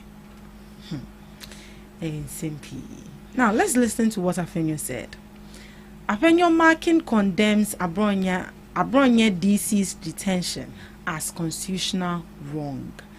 Minority leader Alexander Afenyo Markin has criticized the continued detention of Bono Regional Chairman of the New Patriotic Party, popularly known as Abronya DC. He described the process as a violation of constitutional principles and an attack on free expression. Addressing a press conference on Sunday Obiakwa, sorry. Sunday Obiakwa, sorry. Sunday press conference. I was like, hey, even if it's on a Saturday, I'll consider. Sunday. Addressing a press conference on Sunday, yesterday, Mr. Afenyo Markin argued that aspects of Ghana's bail laws, particularly provisions under Act 30 and Act 96, are inconsistent with constitutional protections relating to personal liberty and judicial discretion. The general tenor of Act 96, which deals with the grant of bail, gives a very clear indication that the court has discretion to grant bail to persons appearing before it in criminal cases upon conditions stated therein. The abstention on granting of bail in Section 97 is therefore odd and an unnecessary interference with the court, he stated. The minority leader maintained that while the NPP does not support reckless speech or criminal prosecution should not be used as tool to punish speech made in the public domain. According to him, Ghana's legal system already provides civil remedies for reputational harm through defamation actions. What has been done to Abronya DC is a profound constitutional wrong and must be condemned without evocation, without delay. The arrest itself, the prosecution and remand of a citizen for words spoken in public domain is not justice, it is persecution, Mr. Markin said. Abronya DC was remanded for 2 weeks on Wednesday, May 13th, as investigations continue into allegations relating to misinformation and offensive public comments. He had been arrested on April 13th on charges of false publication and statement allegedly capable of causing fear and panic, was later granted bail and was subsequently rearrested as investigations intensified. The NPP has since questioned the legality and fairness of the process surrounding his detention. Abronya DC is still in custody of the police, and he'll be there for 2 weeks. Due to that, we've heard from the minority leader Alexander Afenyo Markin that this is a constitutional wrong and that Abronya should be released immediately. I'm actually guessing the kind of power the minority leader actually holds for him to make such a pronouncement that Abronya DC should be released immediately. Hey, Afenyo Markin. Messagina. Press conference on Sunday. Maybe they did it after church. In church.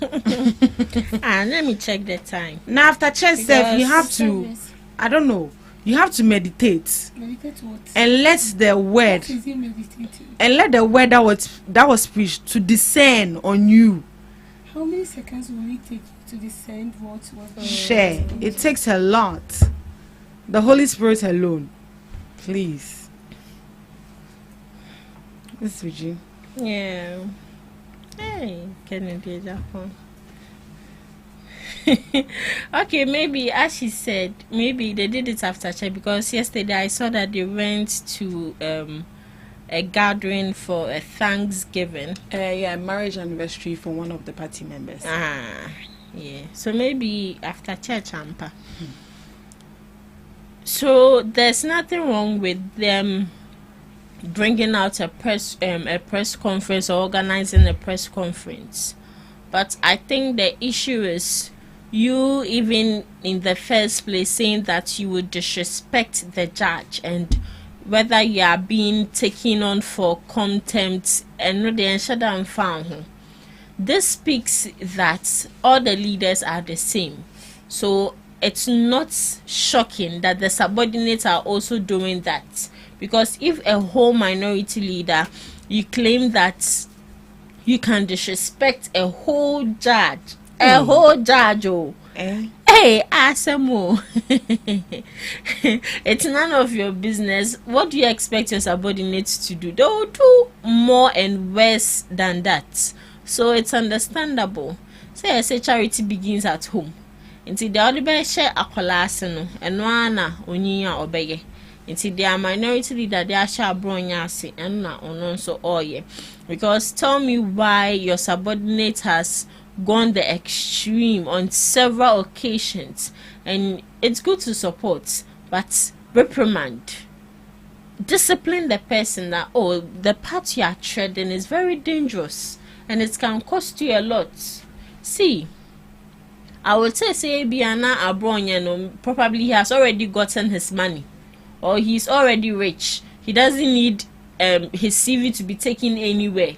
But looking at what he's doing, if he was to be a young man who still has a whole lot of life ahead of him, excuse me, Zono aboni brave biana wewu and to know if he was young, he would tread cautiously.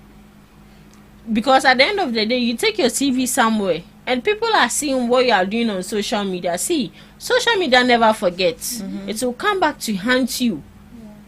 1 to 2 years, I thought that quarter 6 months, it will come back to haunt you. What you say.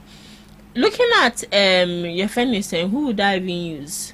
Napo. Looking at Napo, he is no longer aspiring to be your friend saying vice president. Oh, did he say it himself?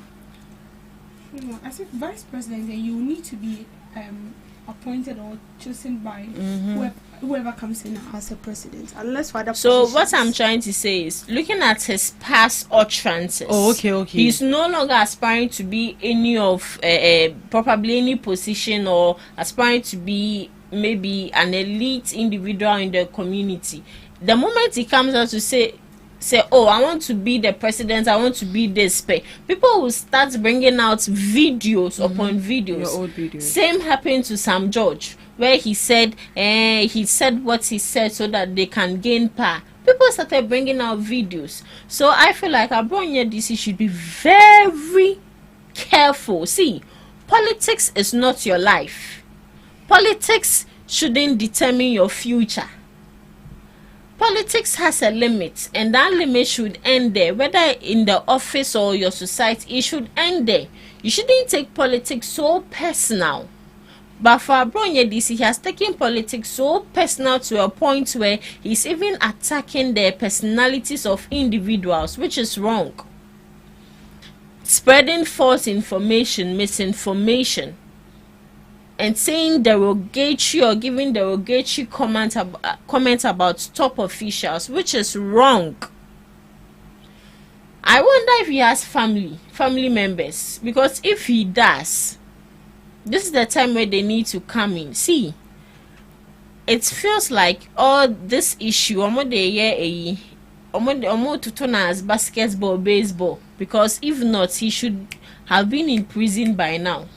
With this young TikToker that was jailed for 6 months, it didn't take all this brouhaha that is going on. And so why is it that those TikTokers, they are not saying anything? They see everything wrong with the statement they made, but when it comes to their own people making defamatory comments, they actually see something wrong with it, and they go to every extent to make sure that they protect them. That person is protected, which is wrong. Very wrong. Very wrong. Like leader, like subordinates. Right. But if NPP is aspiring to come to power, I think that this is actually the period they can make good use of the chance they have. You want to come to power, your person has done something wrong. Rebuke that person. Even if you have to pretend you are rebuking the person in public, rebuke it so that we have the confidence that, oh, MPP are changing. Yeah. But it's like that and no change. So for me, I believe for them, they are making good use of their time. That is how they see it. But I think there is one question that they are refusing to ask themselves. Why Abronye? Why must it be Abronye? Every day Abronye, today you say something, you said something, you've been picked up. The next minute Abronye, the third time Abronye. Why?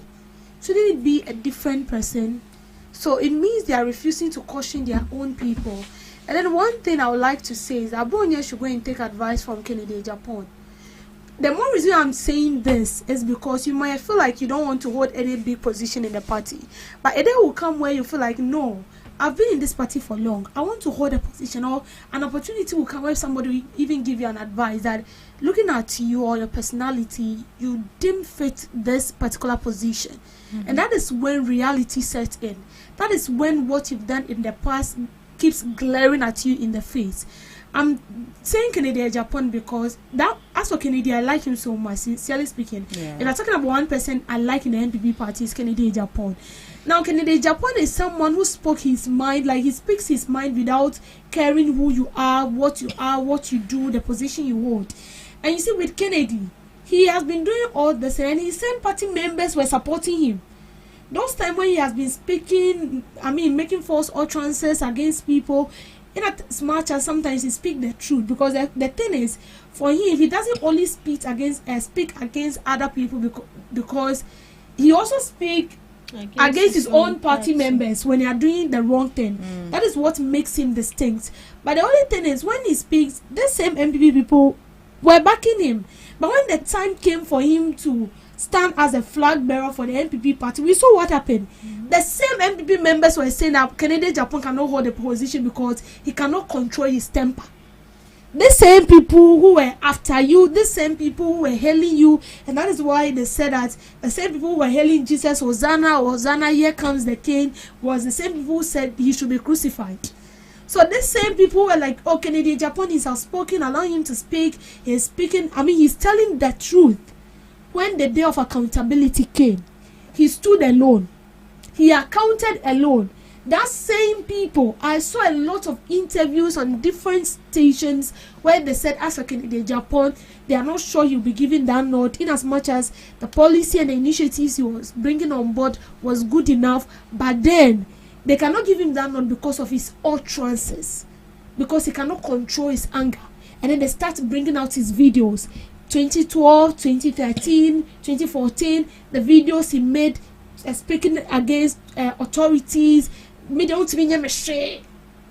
get it? But that day will come where you'll be in that soup alone. And that is why Abronye needs to be careful. You might not have it in mind to stand for any position, even if it is not in a political party and elsewhere. They'll go into your archives and bring out things that you have forgotten. So for me, it's not about bringing out press conferences. So it's about you sitting your people down and let them know the right thing from the wrong thing. Let them know that this is what you're supposed to do. But if you keep pampering them, it will not only affect Abronye, it will affect the party as well when the time comes. Right, let's read the act. Section 96 of the Criminal Procedure Code 1960 at 30 is a primary law governing the granting and refusal of bail to accused persons in Ghana. In Ghanaian criminal jurisprudence, this section ensures that all accused persons are generally entitled to bail while a case is pending, but it outlines strict conditions under which a judge may exercise discretion to deny freedom. What a court must refuse bail. When a court must refuse bail, according to section 96 clause 5, a court must refuse to grant bail if it is satisfied that the defendant may not appear to stand trial, may interfere with a witness or tamper with evidence, may hamper police investigations, may commit a further offense while out on bail, the primary argument used to hold Abronye DC. So this particular clause of the act is what they are using to hold Abronye DC. That is why they haven't granted him bail. May commit a further offense while out on bail. What does this mean? A further offense. As in,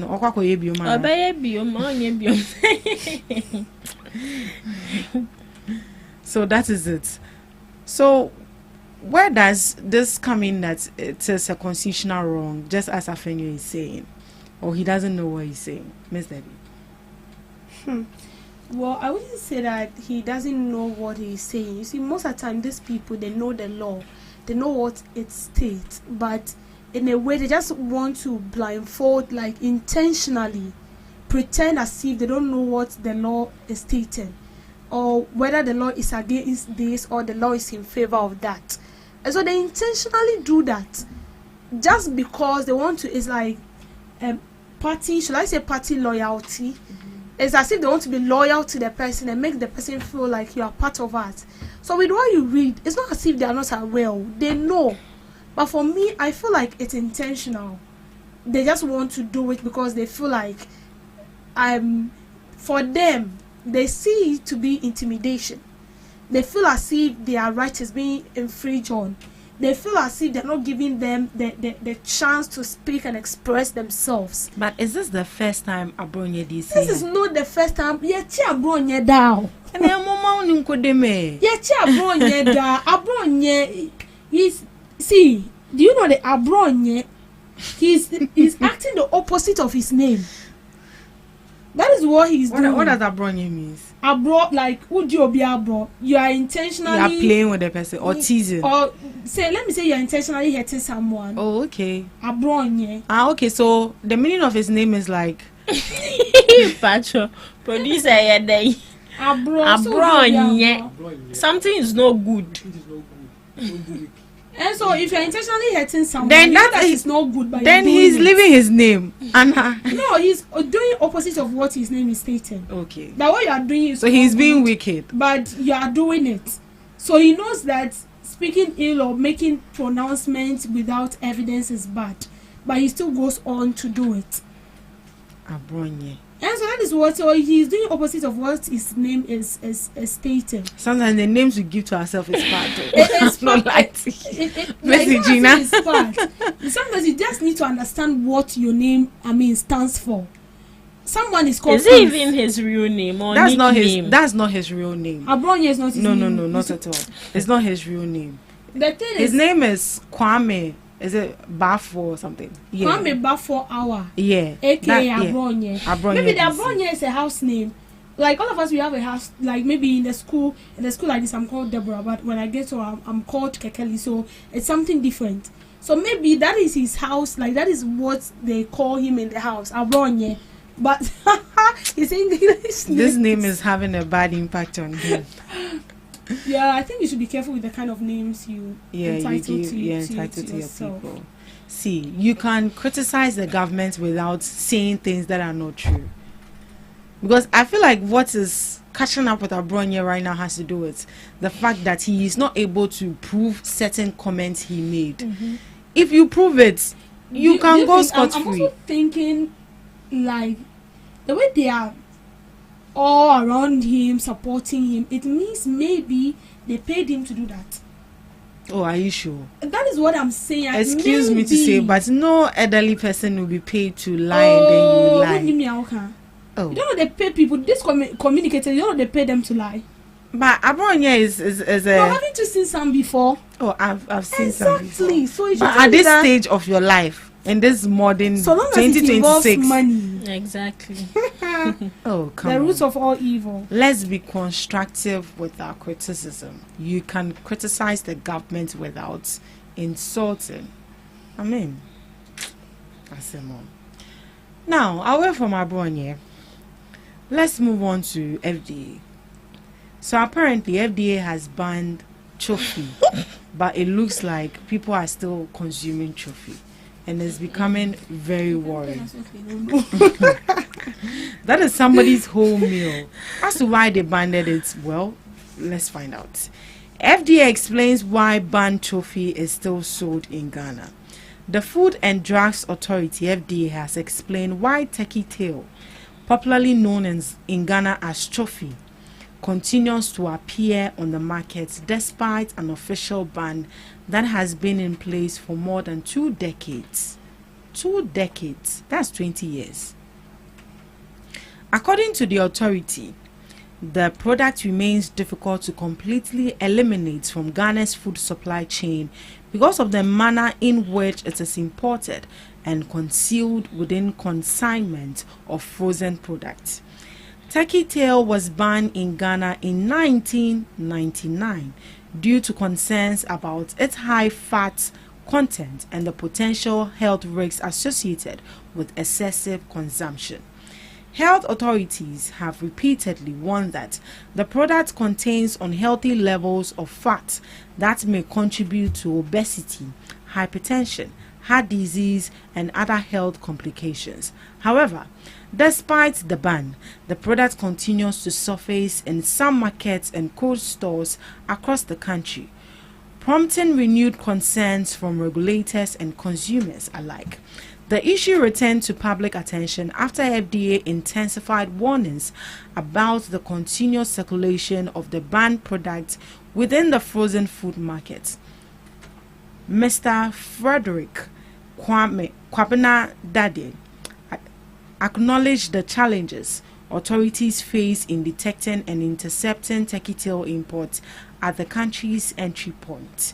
According to him, smugglers and importers often hide the banned product among other frozen food items, making it difficult for inspection officers to immediately identify it during routine checks. It might be that people will use some unapproved routines. Some will even be able to use the pot. But like I said, it is frozen and then it is mixed with other items in the consignment. So turkey tail, popularly known as trophy, has been banned in Ghana since 1999. That is 27 years ago. Trophy was actually banned, and this is due to its high level of fat and the diseases it tends to bring to you if you consume it. It's likely you get hypertension, it's likely you get heart diseases and also obesity. You end up going to the hospital and they are going to tell you that there's no bed and you end up dying, and that is also going to be an issue. So they are telling you, stop eating trophy. They've banned it, but it looks like a lot of people that buy it to sell are not listening to it. They buy it and mix it with frozen foods, so it makes it difficult for them to detect if this is indeed trophy. But in all of this, what can they do? Have they arrested people?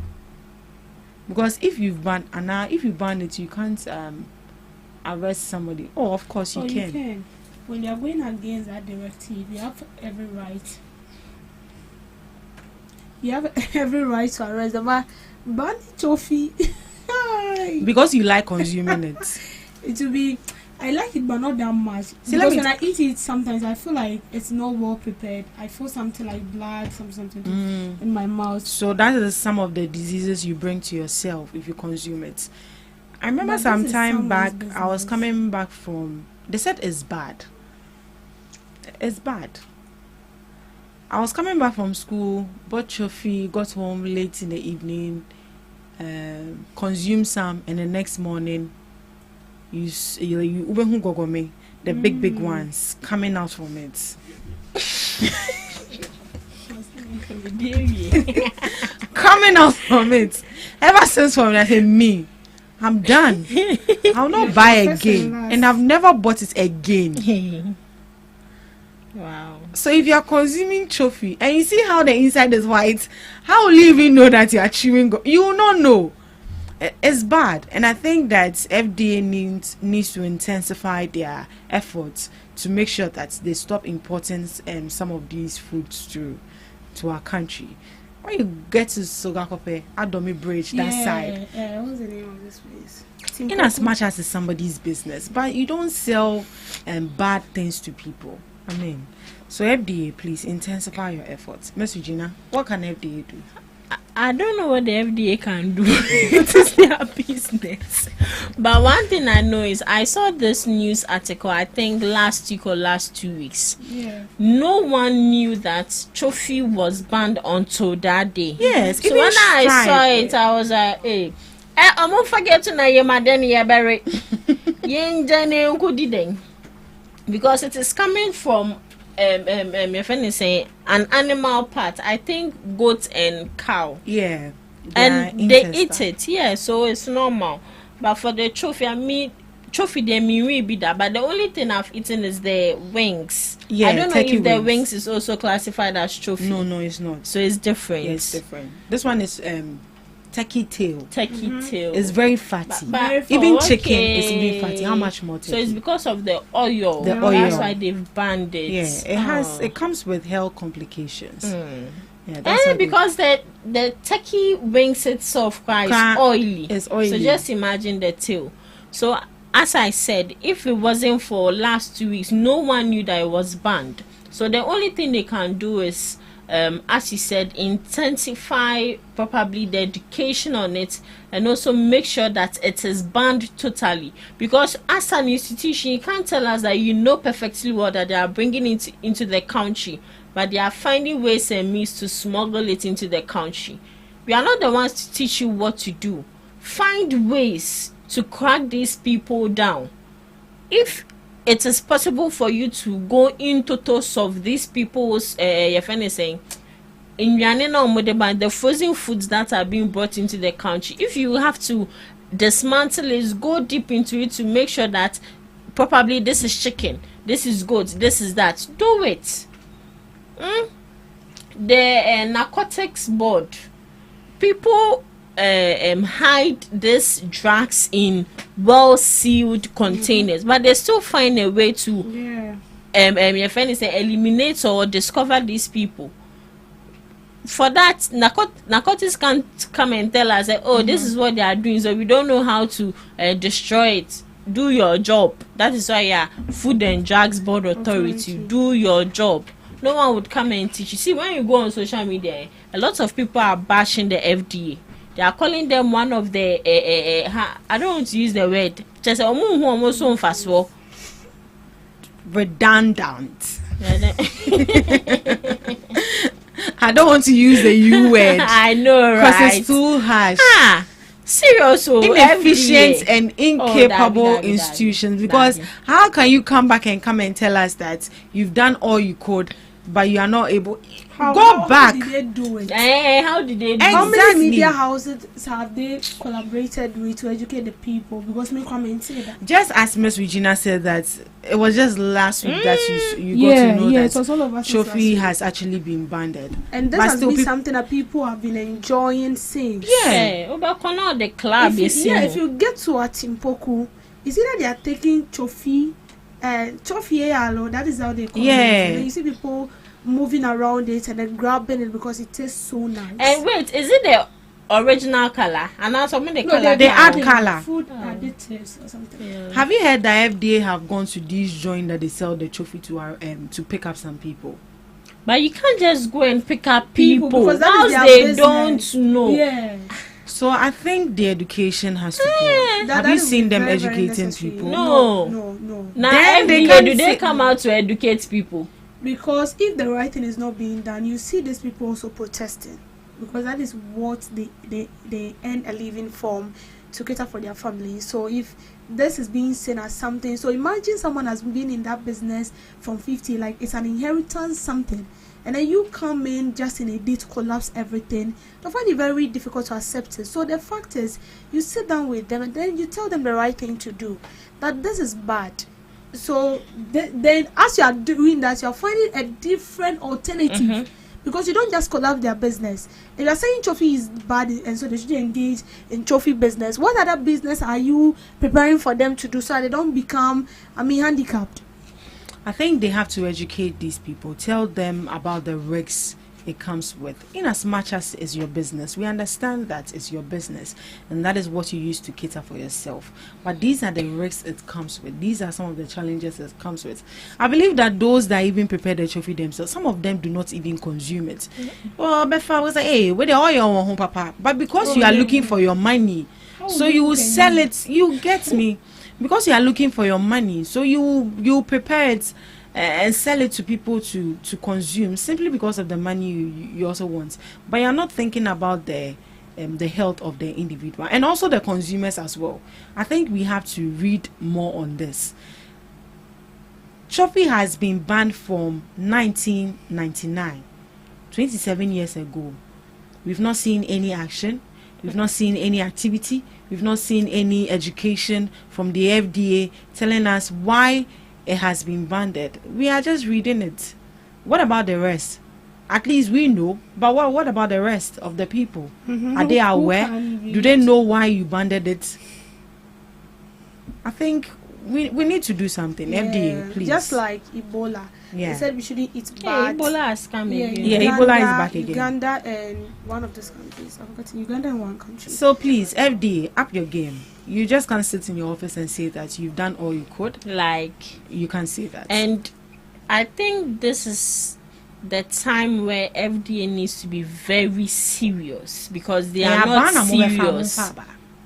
Seriously, we have let me use Mala Market. We have Mala Market where some individuals who are not licensed pharmacists go about having drugs in their hands and they are selling them. Even some in Chocho. You go on social media, people are selling drugs to people, which is wrong. And let's say I've used a drug which is good for me. It is wrong for me to recommend that drug to them. Exactly. I can be arrested. FDA is doing nothing because they are nothing. See, it is becoming too much. Honestly, it is becoming too much, especially those feminine drugs that has come these days. Hey, when they somehow drink poison, my sister. Yes. I think it's about time FDA have to disguise themselves as a passenger, sit in the structure of vehicles, and then pick and people customers. Up. Yeah, because you hear people saying that, use this cream. If you want big bola, use this, and people are buying it. People are patronizing. Yes, you don't. And it has a lot of health conditions. Yeah, it comes. Your kidney, your liver. Especially these slim teas, flat belly teas. That's why I like my protruding belly like that. No. I like it like slay that. With it. Yes, that is it. Slay with it. That is what you have, and that is what you're made up for. Right. So don't let somebody make it look as if like you are not good enough for yourself. Take drugs to slim down. Take drugs to flat tummy. You get tummy based on your stature. If you're somebody who is fat, you don't expect flat tummy. And but we also are slim that have the flat tummy. If you don't want it, you can work out in your house. What is it? Is it corset? Yeah, corset. Yes. If you don't want you it, can't breathe. People are using if you don't want to it, wear dress and it's okay. Yeah, if you don't want it, there are herbal medicine you can take. Exercise. Yeah. And then be cautious with the kind of food you eat. Right. With the issue of trophy, yesterday I was watching the news on TV3 and the reporter actually disguised himself to be a consumer. Oh, me person me told trophy. Him fan amowo. The person told him that FDA was there. It was actually an interview. He happens to go and having an interview with one of the FDA members, and then he placed that call, disguised himself. Oh, you're Madina Zongo Junction. So I was asking myself, so after this call, what will FDA do? Nothing. After disguising myself as being a consumer that I want to purchase trophy. So in a way, you are helping the FDA do part of their work. Part of their work, of which you can go there. You don't necessarily have to wear the reflector to show that you are coming from FDA. Go there. Like I'm not trying to divert about like what just happened with the rent issue case. You don't have to go there to make them know as if you are a rent control. You can just disguise yourself as a student or something. Go there. Get the information. Speak to them. If it has to do with investigative journalism, go there. Simple. I think this will be a great achievement to your name. And then they were forcing people to talk. Enkosi baby, what's FDA, FDA, please, you can do more. We saw Isaporia speech. We saw you taking some products from people. Did you explain to them why you are taking their products? No, you didn't. I think these are some of the things that people actually do not know. So the education there, it has to come more. FDA, just as Ms. Regina said, you are doing nothing, just like you are nothing. Don't do that. Mokola redevelopment, traders' welfare will be protected. I think somewhere last week we saw that the traders were protesting that they are doing a redevelopment in that vicinity, and then it looks like government wants to take the land from them, and that is going to render most of them jobless. This morning, hearing from Lodina Mahama, she's saying that traders' welfare will be protected. I think this is actually a good news. The First Lady, Lodina Mahama, has assured traders at the 31st December market, Mokola market, that the planned demolition and redevelopment exercise will be carried out with sensitivity and consideration for their livelihoods. Her intervention follows growing concerns among traders over plans by the Accra Metropolitan Assembly to demolish portions of the market without first providing an alternative location for affected traders to continue their businesses. The development prompted the traders to petition President John Dramani Mahama, appealing for government intervention and expressing fears that the proposed exercise could severely affect their source of income and disrupt commercial activities at one of Accra's busiest trading centers. Concerns over the demolition exercise have generated anxiety among traders, many of whom fear displacement and possible financial hardship if the redevelopment project proceeds without proper arrangement. Addressing the traders during a visit, Dr. Agnes Namomolati conveyed assurance from Mrs. Lodina Mahama that the government is committed to ensuring the process is handled in a humane and consultative manner.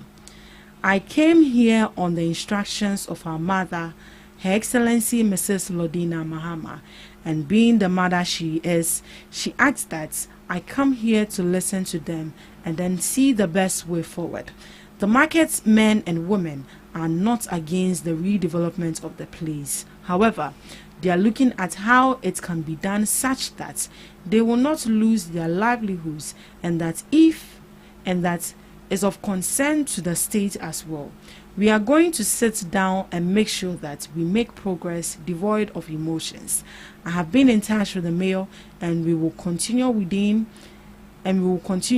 within these few days, sitting down some extra days and waiting to hear each other won't be bad. So they're going to have a stakeholder engagement with the Mokola men and women. Tell us, what can we do to help you? They are not against the redevelopment of the area, but all what they are asking for is look for an alternative location where they can migrate to whilst the government is redeveloping the place. But to come, all of us, we saw that they fence a particular area, which is making it difficult for these traders to sell.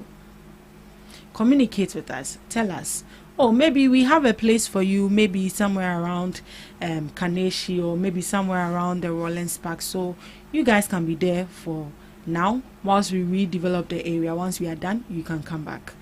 But none. Now Momo is saying that there's going to be a stakeholder engagement with these market men and women to see the way forward. Ms. Regina, on the floor. So I don't really know how to put this, but I think it's should I use the word, it's high time we consider the government, because I feel like their government say because looking at some of these marketplaces, honestly, it is bad. Where it is even difficult for fire service to maneuver their ways when there's a fire outbreak. And also, excuse me to say, some of these marketplaces are very dirty. Dirty or unhygienic. Because this is a place where they sell foodstuffs, sometimes raw foodstuffs, where you need to go home, wash it. Adewenia has a baye journey. After now, we say, wash. And I thought about some of the food that form closer to gutters and all. Me, I will not buy. I'll go home and starve because I will not buy. So I think they need to consider them in as much as they need to find an alternative or a place for them to lodge for the meantime. I think they also need to be considerate, because there's no way the government will create a marketplace and they themselves would come and occupy it. It's for you, this same market women. So it's just, sometimes it's all about compromising. You need to compromise. Sometimes certain things will not go in your favor, but at the end of the day, it will be in your favor. So we plead with them that they should be considerate at all times. Yeah. We plead with them to be considerate at all times, just as Miss Regina said. Sometimes you go to the marketplaces and they are not keeping the places neat at all. And when they call for clean up day, they don't turn up. They lock their shops, they stay in their house. Who should come and clean the place for you to come and sit down? I think this is equally all parts. The redevelopment is just to make the place better. Because why will you go to Mokola? And when you're coming, even when you're going, it's a problem because the traders have taken half of the road. Yeah. That is why I think during December and even early this month, we experienced a massive traffic and shortages of vehicles. I think now it's even better. Yeah. And the drivers complained bitterly because it's difficult to go to Accra. A driver can go to Accra maybe 3 times a day, but because of the congestion on the road, he will go just once. And he's running at a loss. Whilst you are there, you are selling, you are making your money. What about we, the drivers as well? So I think the redevelopment is just to make the place better. But I think the best thing government can do is to sit down and talk to these people and make them understand, and also look for a better alternative for them. Miss Debbie? Yeah, for me, I think it's for their own good. Government will not just stand up and then feel like he wants to do something without thinking about the betterment of these people. But as we are all saying, Makola is equally congested like Accra. And sometimes to find your way to the exact spot you want to buy your goods is very difficult. And then coming out is very, very difficult. And then you see places that are not supposed to be a selling area for these traders, but that is where they will sell. If you go to Accra, for instance, like this, even on pavement, these people who sell dresses and all that, where you pass, that is where you sell. That is where they sell. Tomato sellers, onion sellers, and so it becomes a challenge. And then if you mistakenly step on one of those goods they are selling or hit it on the ground, you have to pay. And they will be talking, insulting and all that, but they know that where they are selling, they are not supposed to sell there. So you see, all this thing makes trading difficult. I mean, you're finding it difficult yourself. We are all struggling. So why not we just buy into the idea of the government? You feel at ease. I also feel at ease. But in all you're doing, communication is key. So the best thing is you sit these people down, you communicate with them. This is what you want to do. I think the more reason why these traders are complaining is we've seen instances where people's shops have been demolished because they want to ease congestion and they'll give them a place. And then at the end of the day, they don't even get compensated. Exactly. And when it's happening like that, you've totally collapsed the business of that person. So these traders in a way are scared that they will demolish their shops and all that. They wouldn't give them a place, and then it becomes a whole banter between government and the traders. And if you don't have money to hire a lawyer, but tell me, you cannot win a case against the government regardless. So I think the best thing is communication is key. Sit with those people. If you demolish any of the structures, what is the alternative solution to that? Even if you not demolish it and maybe there is a barricade, you want to draw a barricade or something, how long is that going to take? Where are you moving them to? Are you moving them to a place that is better than where they are before? And then we have to put all this into consideration before we take a move.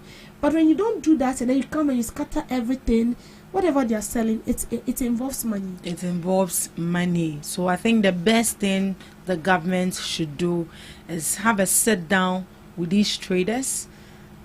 What is the alternative? What can we do to help you? Because we have to, the redevelopment is equally important as well. Because I believe you wouldn't be happy if you just wake up one morning, you go to your workplace, and then you find out that there's a red banner or there's a barricade right in front of your office. They need to explain to you. They have to inform the people ahead of time so they can know what to do with their lives and also their businesses as well. So I think in the coming days we should see some progress, so we see these traders also stop protesting on the roads. Let's proceed. Details of ongoing health recruitments will be published. Akando. The Minister of Health, Kwabna Minta Akando, has addressed growing public concerns surrounding the ongoing recruitment of health professionals, explaining that the process has become extremely competitive because of the overwhelming number of qualified but unemployed workers seeking placement across Ghana. According to the minister, the high demand for limited opportunities has placed enormous pressure on the recruitment system, resulting in intense competition among applicants attempting to access the online recruitment portal. Speaking during an interaction with journalists, Akando disclosed that Ghana currently has more than 100,000 unemployed health professionals, while the government is only recruiting 8,000 medical officers in the current phase of employment.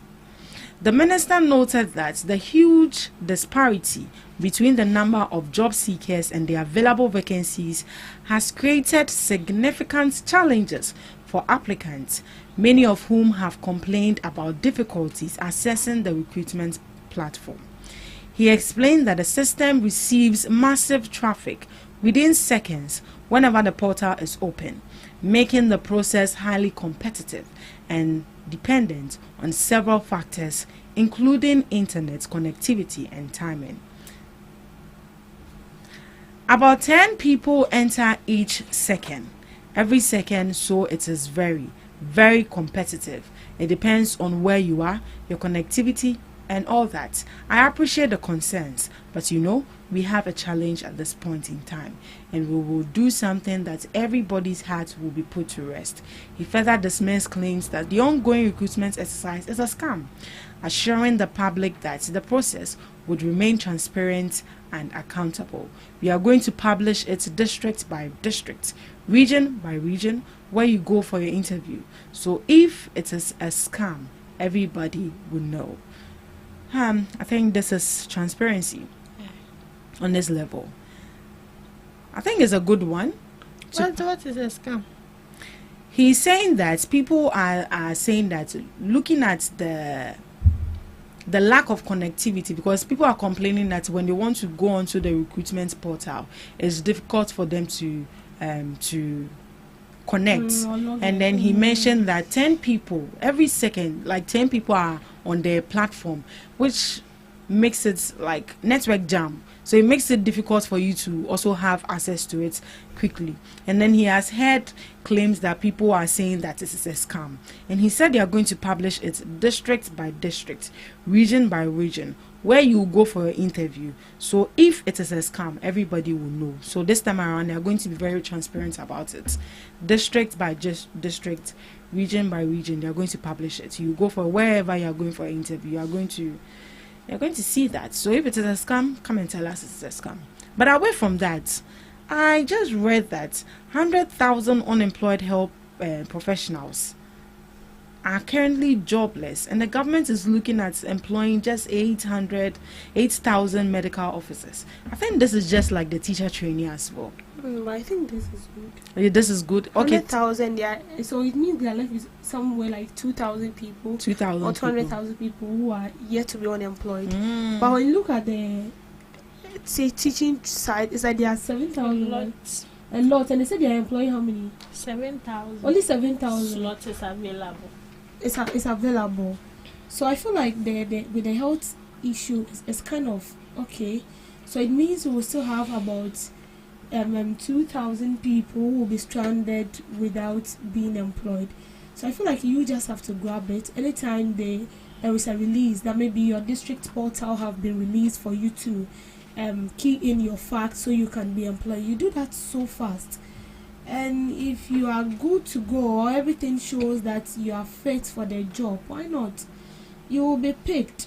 And I like the fact that they are doing it district by district. It's not as if they are doing it, maybe the portal will be open only at the in Accra here, where everybody will want to be on the portal to log in. But this is somewhere, if they are opening the portal for Eastern Region, we know that maybe in the month of June, from 1st to 10th June, Eastern Region portals is open. After 10th June, it's closed. So you need to pay attention. The social media should be your friend. Day in, day out, you go checking out if the portal has been opened, so you can key in your facts and everything. But the only issue is, why should there be internet issue? What? Miss, I think that happens even if you want to apply for school, or even if results are out and you want to check. Sometimes it give you issue because a lot of people are checking at the same time. So I think that is actually a normal challenge. Yeah, but you don't have to give up. You still have to keep trying. If indeed you want to get in. Exactly. You won't say that because it's network jam, so you not check your results to find out if you are qualified or not. Not at all. You have to fight for yourself. You don't leave everything for the government to do for you. I think that is one problem we have as a youth when it comes to looking for jobs. We sit, relax, especially when it comes to training, teacher training and nursing. We are too relaxed, seriously, if you ask me. Because just as the university students, I know that when I'm done with level 400, I'm looking for job. Even for people, before they even graduate, they start looking for their jobs. Yeah. But it's like teacher training and then nursing training, dear. Yeah. What's the other? What you are saying is very seriously. Miss Debbie. You don't know how to post you. Miss Gina. Yeah, so my question. The question is, why have we I don't even know how to put it. Just talk for me. So as he said, if it's a scam, people will get to know. And I think network issue and the site jamming is normal, because when a lot of people are crowded on a site, it will automatically act up. So it needs time to process what is going on. And also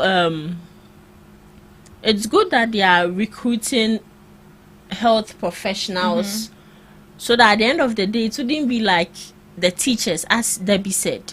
And I've also seen, I just checked on their your friend is saying their social media handle, they've opened admission for new students. They say, hey, a lot of people are complaining that there are no jobs, and Yes, we've been hearing of accidents, and people are still driving. I know, right? You know, if everyone in this world has my brain, no one will be in the health sector. No one will be there, because why are people enrolling, graduating, and at the end of the day, I'll say 90% of the people, some of them still do not have jobs. They are staying home for like how many years now? So I think as they are checking all this recruitment issue and also enrolling more students into the health colleges, they need to make sure that they sort out the past students, the past students, not the current students, so that everyone will be at peace. So that everyone will be at peace. But looking at how they want to publish how the recruitment processes and how they are going to be employing these people, do you think it's a good one, district by district, region by region? So that it will be fair. It will be fair. Everyone would have it. Exactly. And it wouldn't give this your friend is saying, the top officials chance to bring in their own people. So if they are saying that maybe in Eastern region we are taking only 30 graduates, you employ only 30. You know that the portal is open for only 30 people.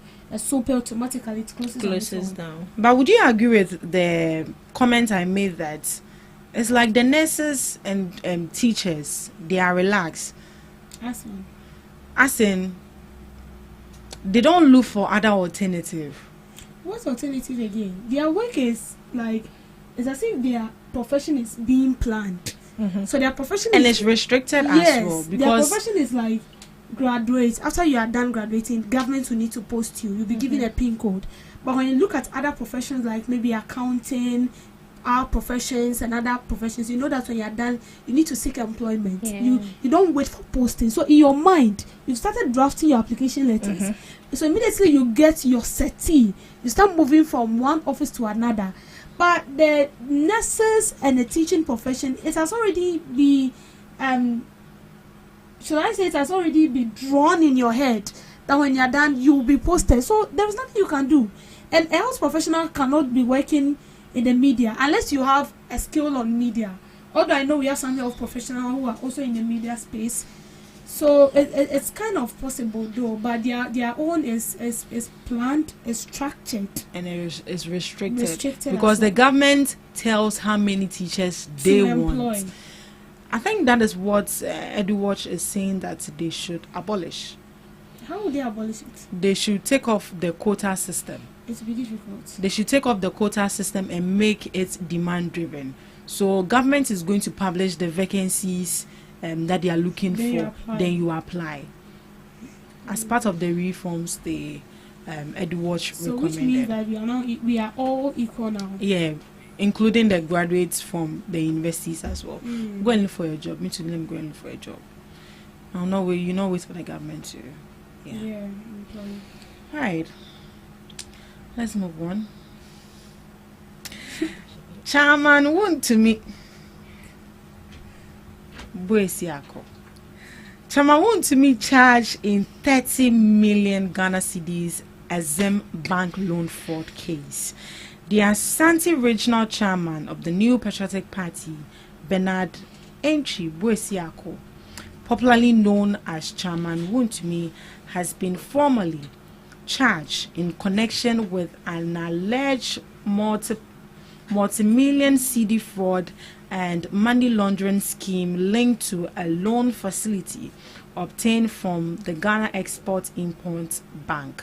Court documents filed at the High Court in Accra show that Chairman Wontumi, Thomas Entry Boesiako, who is currently at large, and Wontumi Farms Limited are facing 4 criminal charges, including defrauding by false pretense, altering forged documents, money laundering, and intentionally causing financial loss to a public institution.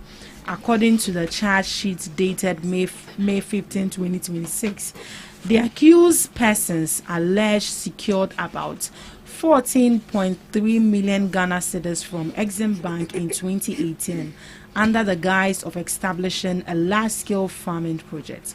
Prosecutors claim Wontumi Farms Limited applied for a 19 million Ghana cedis loan facility, presenting documents that purported to show the company had secured 100,000 egg parcel of land for the agricultural venture. The prosecution further alleged that the company submitted supporting documents, including a board resolution and a project proposal, some of which investigators say were dated before the official incorporation of the company. Although Exim Bank approved a facility of 18.7 million Ghana cedis, investigators says 14.3 million Ghana cedis was eventually disbursed. However, prosecutors alleged that the funds were not used for the intended farming activities as presented to the bank. Want to me in court. Briefly. They are to me, want to me, but you are being to me. Briefly. Mr. B. So this has to do with fraud and so in a way, I wouldn't say embezzle, but in a fraud case system. Whatever the case is, at the end of the day, we'll get to hear the final verdict of it, whether he's guilty or not, because even if you hear this, at the end of the final verdict and all that, you will get to hear that the person is being set free and all that. So I think the case is still in court. They are working on it, and whatever it is, we will get to know at the end of the day. But one thing stands: whatever you are doing in position, you should have it in mind that when you go in opposition, it will be the documents will be laid on the table. Things will be there'll be those documents will be brushed through, and whatever it is, you'll be picked up. So you just need to be careful. Miss Debbie, sorry, Miss Eugenia. Chairman, to me, God help him. Amen. God help him. God help him, dear. God will help him. Indeed, God will help him. Anyways, thank you so much for joining me right here in the studios for some few news headlines. Thank you so much for joining. We'll meet same time tomorrow. Before that, we are delving straight into the second segment. Our guests are finally in. Right after what do you want for breakfast? How do you want your breakfast? English breakfast. French fries. Koko Nikosi, alo komi kesheto. Wache. Well, Gobe is the real deal. Join us on Ghana Talks Radio. Let's serve you a buffet of breakfast. From news headlines review, current affairs to social issues. Entertainment, sports, and all the trending stories live on our mobile app and across all socials from Monday to Friday, 7 a.m. to 10 a.m. With me, Pakwesi Omare. Regina Bless. Deborah Adoso. And I am Esinal Fiagbedu. This is Ghana Talks Breakfast Show.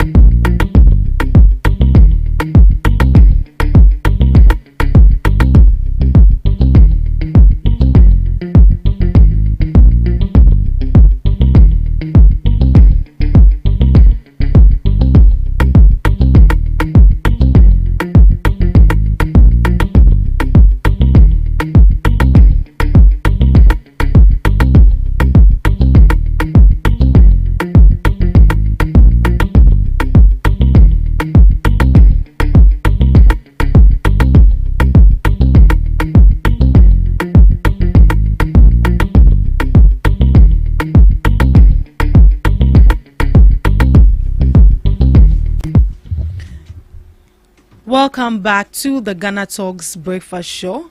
My guests are here. Mr. Enoch Ake, the NPP Communications team member, is joining me this morning as we look into the issues on Ghana's exits on IMF and also nationalization of natural resources. These are the two topical issues we'll be looking at this morning.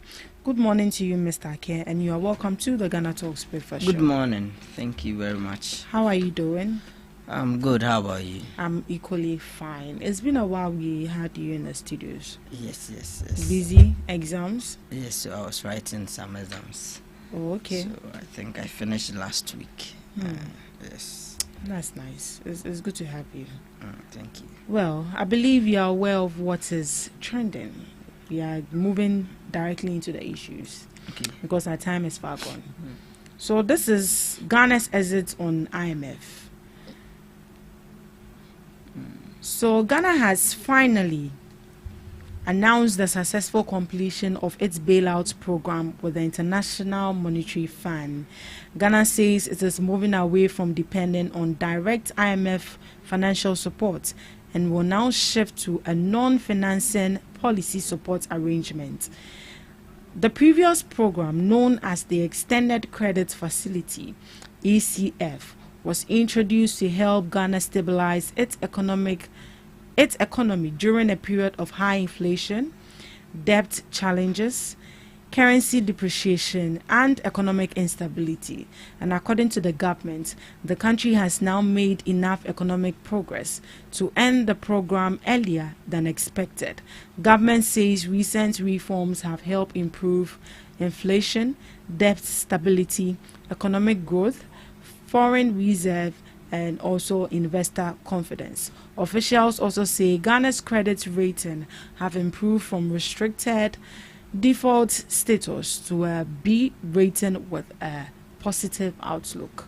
Another key development highlighted by the government is that Ghana's international reserve reportedly reached about $14.5 billion by February 2026, giving the country stronger protection against external economic shocks. Instead of another bailout program, Ghana will now work with the IMF under a new arrangement called the Policy Coordination Instrument, PCI.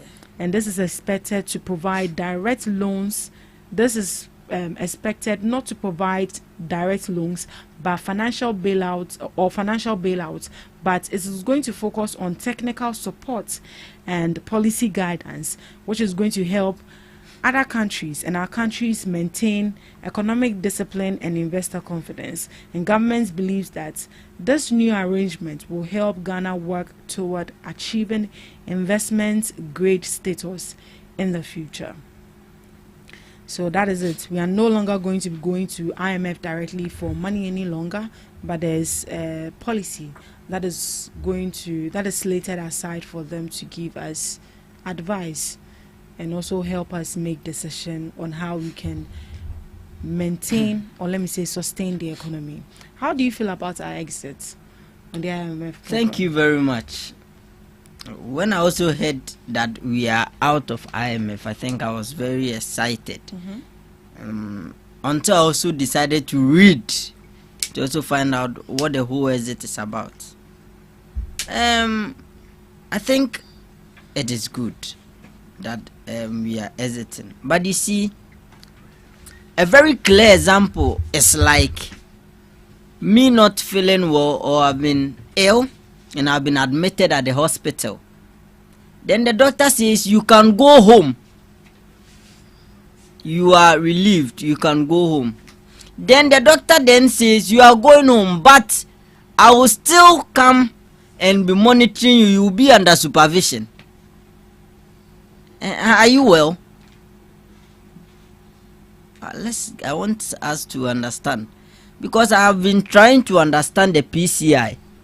Because once you are not well and you are admitted and then you are discharged to go home, it is everyone understands it on the concept that you are well. So that is why the doctor is relieving you.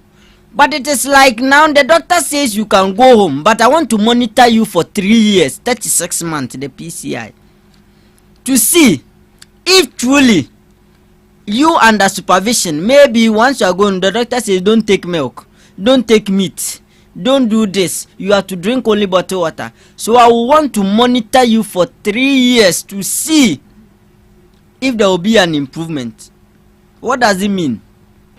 So I am wanting to believe that the PCI, which is the technical support to guide the government on policy making, does not totally relieve us or make us exit from IMF. We are still under a little supervision from them. So we are under their, from what I read, we are still under their supervision, but we are not going in terms of monetary, no financial. No. Good. So what I'm saying, then it means that there is no confidence in whatever the government has been able to sustain, because they will be seeking guidelines from IMF. Exactly. Because you see, and there's an argument out there that it is voluntary. It is the government that requested for that, how do you say, technical advice, the PCI. But whether it is the government or it is IMF that brought it out, it clearly means that the people, which is the government of the day, will still be under strict supervision, will be under supervision from IMF, clearly telling me that still Ghana is not fully well. They've not fully recovered, just like the sick patient who has been relieved, discharged to go home and is still under the doctor's supervision. And this is not just some 1 year or something, 36 months. So for me, it is good we are hesitant, because you and I will agree that on 17th May, when President Akufo-Addo and Dr. Bawumia and the government of the day went to sign IMF, you saw the necessary but evil, I call it necessary but evil things we are to implement. DDEP, bondholders, you understand? So the government that signed the IMF had to be sent out because of some of the conditionalities that IMF came with. Example is DDEP. And then a new government came, of which the foundation has been laid down for them, which is the NDC government. It has been laid down for them, debt restructuring program under IMF. It made our debt to GDP. Now, it came from 71 to 53, of which IMF is even telling us that by the end of this year, we might hit 60. So it is telling you that IMF, that the government of President Akufo-Addo signed, had a positive side and negative side, of which the MPP government benefited from the negative side, where Ghanaians showed us the exit. Clearly. So what I'm saying is that we should not, the NDC government should not be in a rush to make it seem as if they've done some yeoman's work. You are still under supervision for 36 months in your policy choice. But is that not a good one? It's a good one. But what I'm saying is, I've heard conversations out there that the government is touting as if they've completely left IMF. You've left IMF on financial basis, but on technical advice basis, you are still under them. Of which in 3 years they will be offering their technical know-how to you on policy choices, on policy decisions. So I think it is a good one, but the NDC and its people should know and make Ghanaians know whatever is in. I'm in for the PCI because I believe that policy choices are very important, and then when we go into danger, it is IMF we run to, and we are out of danger. We should still keep them. We can still keep them.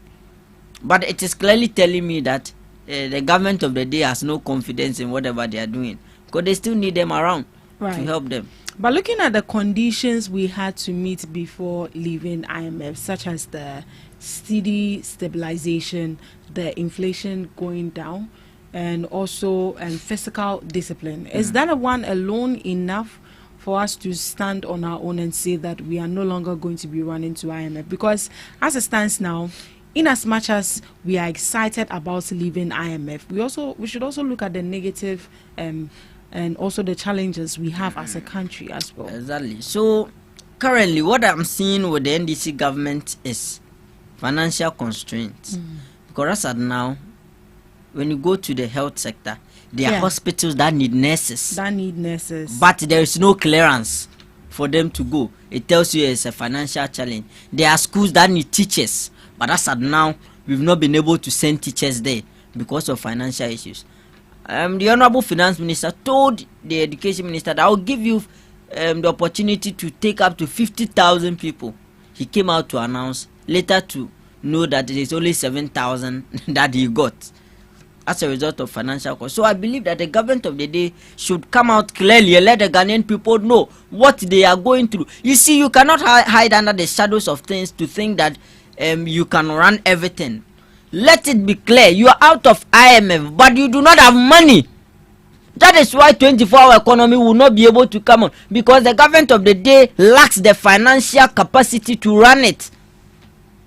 Look at people who are have completed nursing training in our homes from years, and I always say it, that come out and be truthful. You are out of IMF and you think that is the opportunity to tout yourself as a working government, but you have a lot of backlog at your back looking at you. You're out of IMF, but have you been able to implement what you promised the Ghanaian people, the social contract you signed with them? How many of them have you been able to implement? So you can be financially disciplined and still not even have the money. You are disciplined because you do not even have the money to run them. So what we are saying is that the government of the day should be able to come out boldly and explain things to the Ghanaian people. You see, most of them went to the polls to vote for you because you promised them A, B, C, D against what the government of the day was doing. But you came and you disappointed them. And currently their grassroots is aggrieved. They are sad because even for them, they've not been able to get what they promised them. How much more? Those are internal issues for the party. Oh, they are not the internal issue because after all, the NDC people are also Ghanaians. So if you implement 24-hour economy and you employ 90 NDC party faithful, you employ 10% from the general population, they are also Ghanaians. So what I'm saying is that you may be out of IMF and you may be touting yourself, holding your press conferences and all that. But there are issues internally that you have to solve. People need employment. And you see, I always say the reason why I talk about employment personally is because tomorrow, if that person does not get what he wants to feed on, the person will go and do something that will put the country at risk. You know how hunger is? Yeah. So what I'm saying is the government should restructure its ways. That is why IMF Ghana.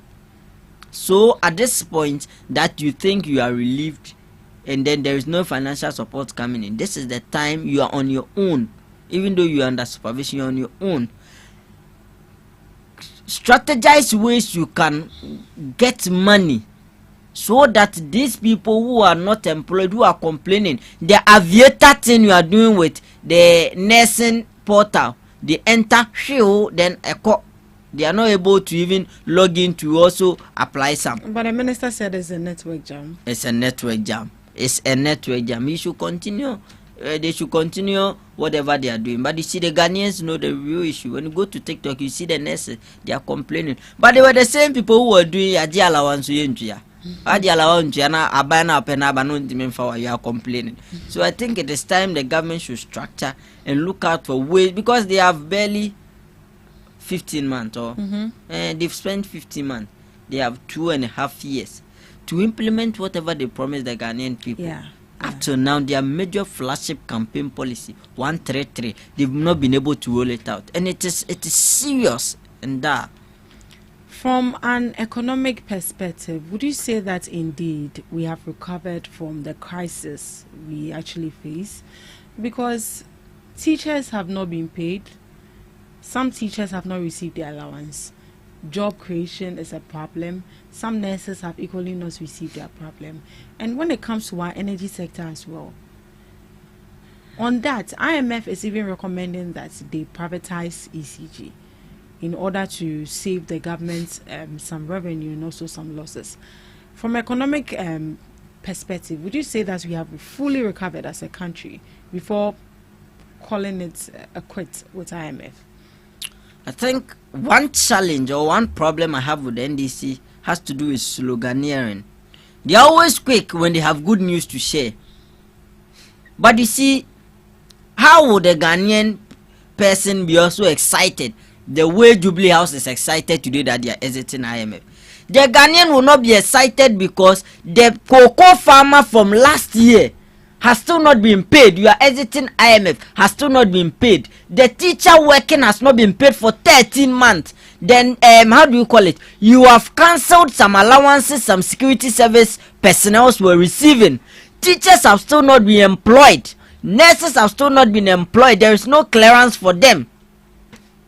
Up to now, some contractors have still not been paid. Some monies the government of the day or the previous government is owing them. So how do you tout yourself that you are economy that is resilient, that is coming back on track? If I am a Ghanaian who is also going through some of this hassle, I will not share in your happiness, because it is seemingly becoming something like, as you've been saying, everything is on paper. The Ghanaian is not feeling it. Today, you are exiting IMF because you are telling me that inflation has dropped down to 3.3 or 3.2. Right. But how is the Ghanaian having that impact? Because today, that ideal milk that I was buying for 8 cedi, 9 cedi, when inflation was 53 or 20 something percent. Today I'm buying that same ideal milk for 15 cedis under 3.2 inflation.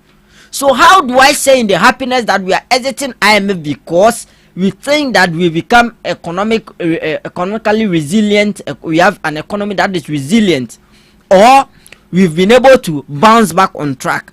I will not sit here and believe, because if cocoa farmer, who is the backbone of your economy, has not been paid from October 2025 and today we are in May 18th, then if that cocoa farmer is listening to that news telling them that Ghana is back on track because for that reason we are exiting IMF, do you think the cocoa farmer will have to agree with what the government of the day is saying? You get me? But looking at all the progress we have been able to achieve so far as a country, would you attribute it to IMF? Which progress? The only reason why we come under IMF or we are quick to sign IMF is when the country has gotten to a dire moment, when we think that things have become worse and then we need the support of IMF. Exactly, especially in 2023. The reason why President Akufo-Addo had to go and sign IMF, there's a caveat. It's as a result of the global challenges that had affected every country. Kenya was quick to sign DS in 2021, but Ghana had to relax because you see, at a point, when you go for IMF, there are a lot of conditionalities that come with it. Exactly. So sometimes you want to do it by yourself and go by yourself in building your own economy. But at the point, the government of the day felt that they have done their best. They did not, because you remember the finance minister then said, we will never go to IMF. Because the government knows what it takes when you go to IMF. But at the point when the economy has gotten to a point where we needed financial support, we had to go to IMF. And that is what brought about the conditionalities such as DDP, where we had to go and take pensioners' money, and this all comes with IMF conditionality. President Mahama in his first term when he signed IMF, you remember teachers worked for how many months and were paid 3 months? Yes, so IMF comes with its own ways. But at the point, if you're a government, you still go. When you get to a point, a down moment, and you think that you cannot survive again, you will need it to cushion you. And that is what the government did in 2023. And we are seeing what we are seeing now.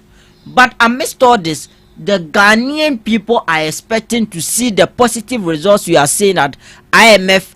We are exiting the positive result they are talking about. How do you say it? Debt to GDP.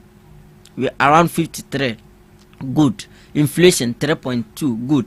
How much is the CD selling to the dollar now? I think 11.9, almost 12. The Ghanaian people want to experience that in their life. You see? And then the Ghanaian people, I always say that are not me informal for keke, because they know what they go about. Because if I was selling under an inflation of 23 and I was seeing some positive results, then I expect that once I am still selling under an inflation of 3.2, I should see a result. If I was buying this bottle water for 3 cedis under 20 something percent, then I am saying that it should not even go up. Even if it is stable, it should be at the 3 cedis under 3.2. The price should not go up. But we are seeing commodities that prices are going up. I gave you an example of ideal milk. Obeto ni cedis under inflation of 9 about this price. It is clearly telling me that whatever the government is doing had to do it only on paper. But whatever the purpose of governance is, that it should reflect in the lives of the people, because they want to stand in the sun to vote for you. You get me? But we've seen fuel prices come down. At least it's been down for quite some time. Is that not enough indication? We've also seen transportation fares being reduced. Is that not enough indication that indeed things are going the right direction? Well, I always say that in an economy there are a lot of indicators. What are some of those indicators? When we come to inflation, once the Ghanaian, it is something that every Ghanaian will benefit from. When it goes up, it will affect you. When it comes down to it, will affect you. because we all eat, we all go around our daily activities, and we look out for it to always come down so that the Ghanaian people will not feel the heat. Fuel pricing and whatever, I always say that there are factors that account to fuel. One major one has to do with the global crude price. If the global crude price comes down, automatically at the pumps we are expecting that it will come down, because it is the main determinant of fuel pricing in most of the countries. Another has to do with inflation. Another has to do with the cedi.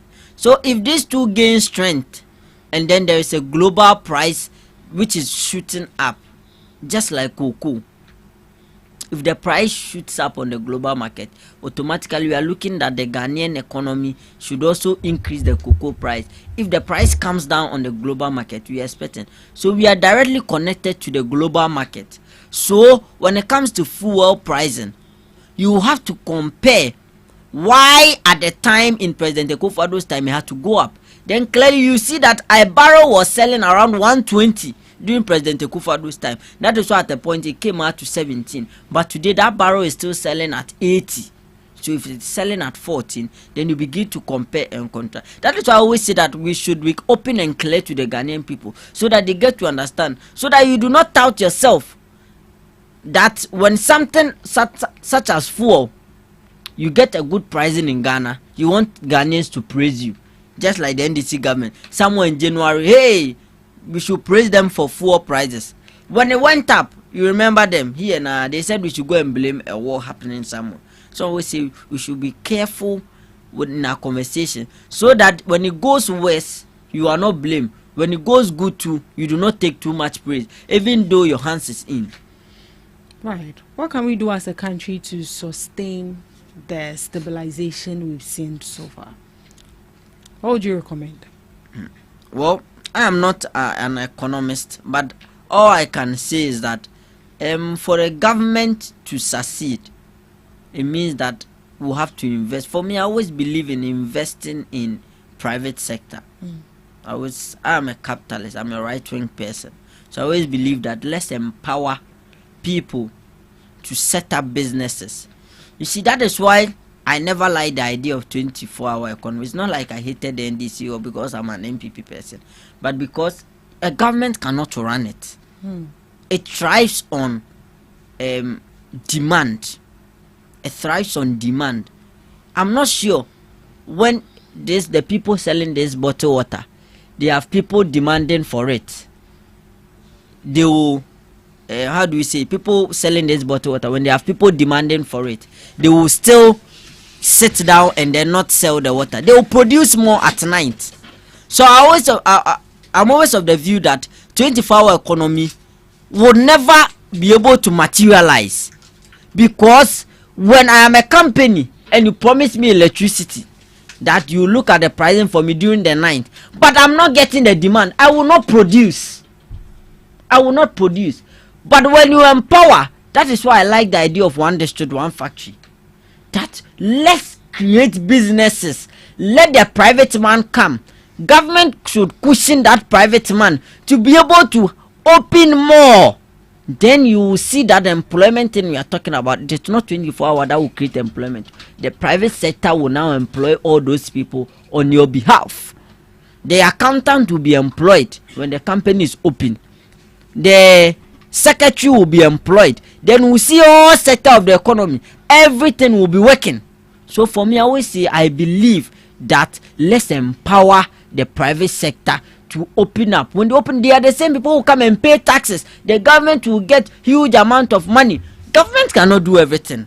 Government can't do everything. So I believe that let's empower private sector, and then we'll have a nice economy running. Right. Let's empower the private sector. On the issue of empowering the private sector, this is a recommendation from the IMF. IMF pushes for private sector role in ECG to cut losses. The IMF is urging Ghana to speed up reforms in the energy and cocoa sectors to improve efficiency and protect the economy. They discussed that the country's next phase of cooperation with the fund after the end of bailout program. And one of the major concerns by the IMF is the financial challenges facing the electricity company of Ghana.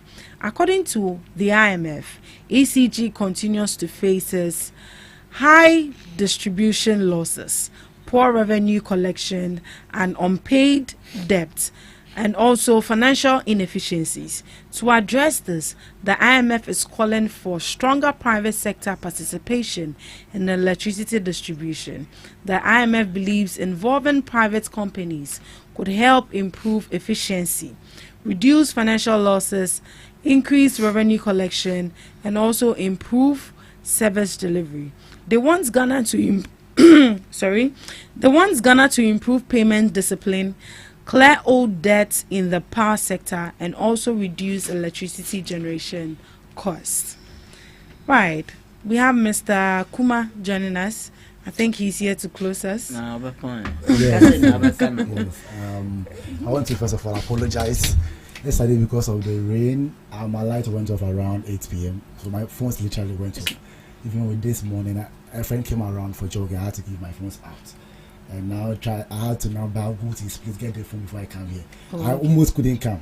At the time I got the phone, so if I should call, it would be like I'm just disrespecting the show. So I had to find my way to be here. So I want to apologize once again to your viewers and also to you for coming in late. That's fine. We are almost wrapping up with the issue of IMF. So can we speak? Yeah. So you're asking me. So Do you consider what IMF is pushing for, introducing the privatizing ECG? Yes, I think efforts are underway. The Minister constituted a committee somewhere like here, 2025 March, 8-member committee to look into the privatization of ECG. In fact, some elements of so it's partial privatization, not full. Okay, so you are looking at metering, you are looking at billing aspect of ECG, and so it's something that the government is working on as seriously, and that is expected to start somewhere January 2027.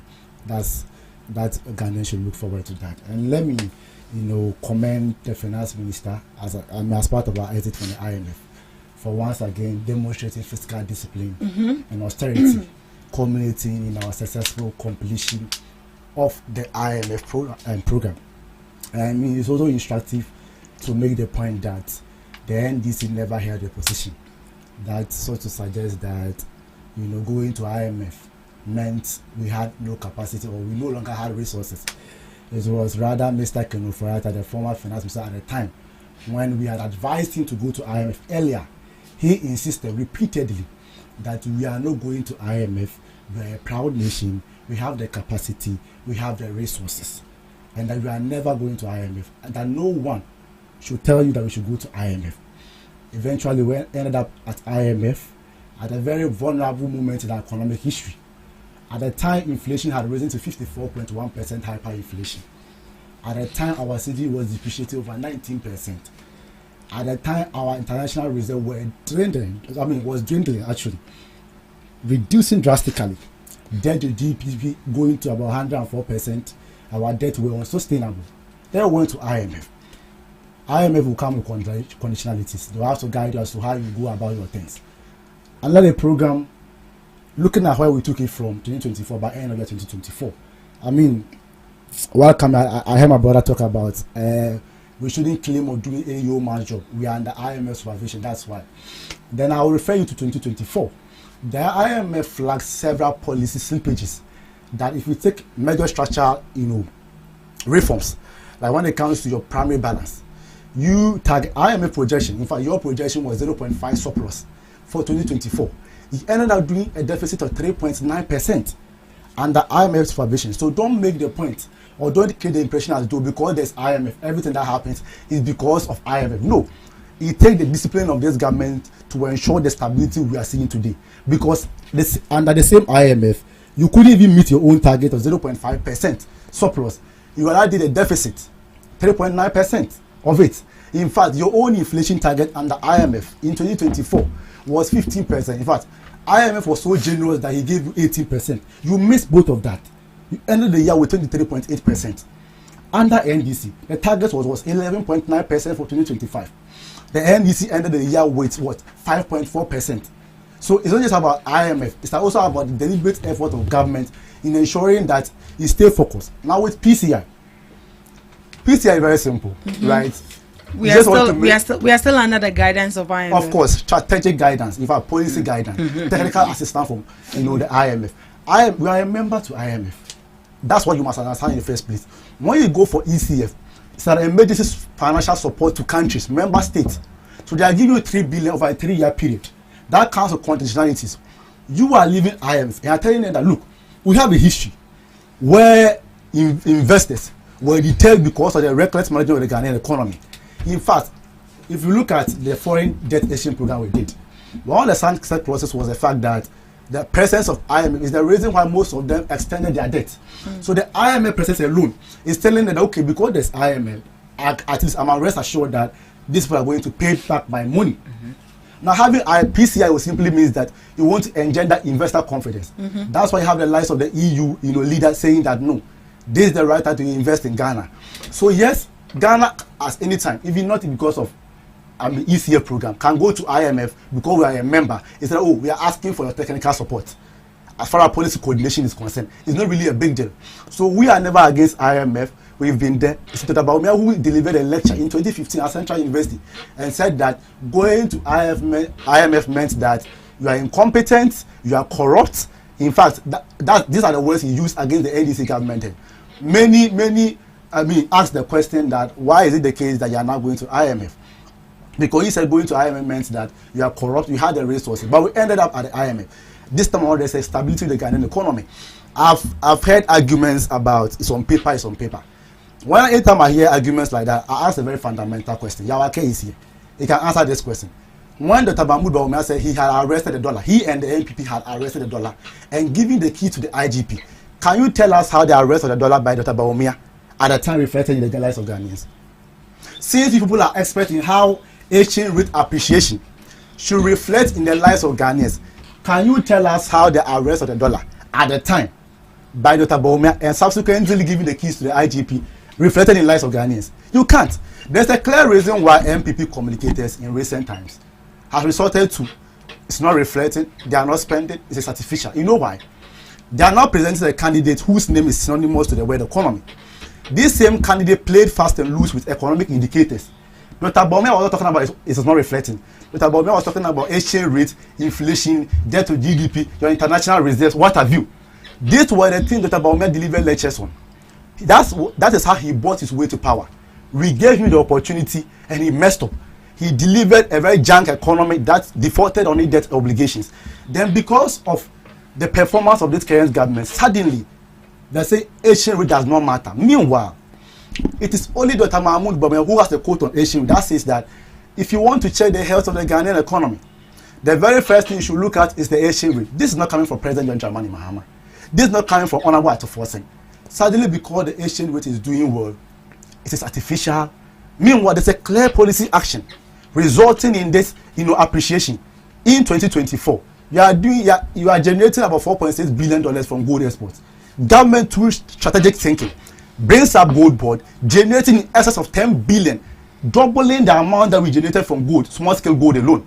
You have enough forex. Your reserves increasing astronomically from 8.9 billion to 12 billion, $14.5 billion.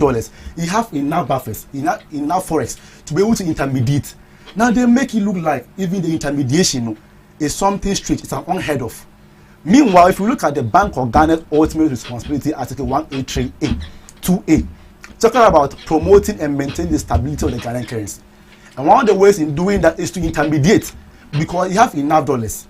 Private sector wants dollars. I'm giving you $1 so you can give me the cedis.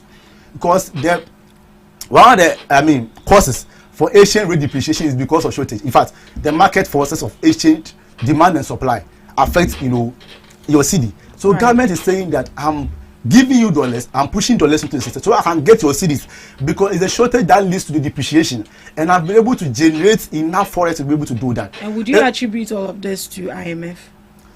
Certainly not. It's government deliberate policy intervention. Buying gold actually started long ago. were buying gold. Bank of Ghana buys gold from large scale mines and all of 20% of their gold. PMMC was buying gold at that time, but they weren't the only institution buying the gold. Now government says that only gold board can buy gold, and gold board should also fight gold smuggling. So if you look at a country losing about $3 to $5 billion annually to gold smuggling, gold board has been able to considerably seize that.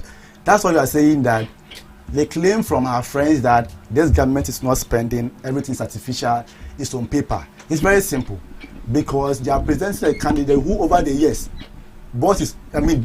debated based on figures. Yawaka the lies called it about a man of facts, man of data.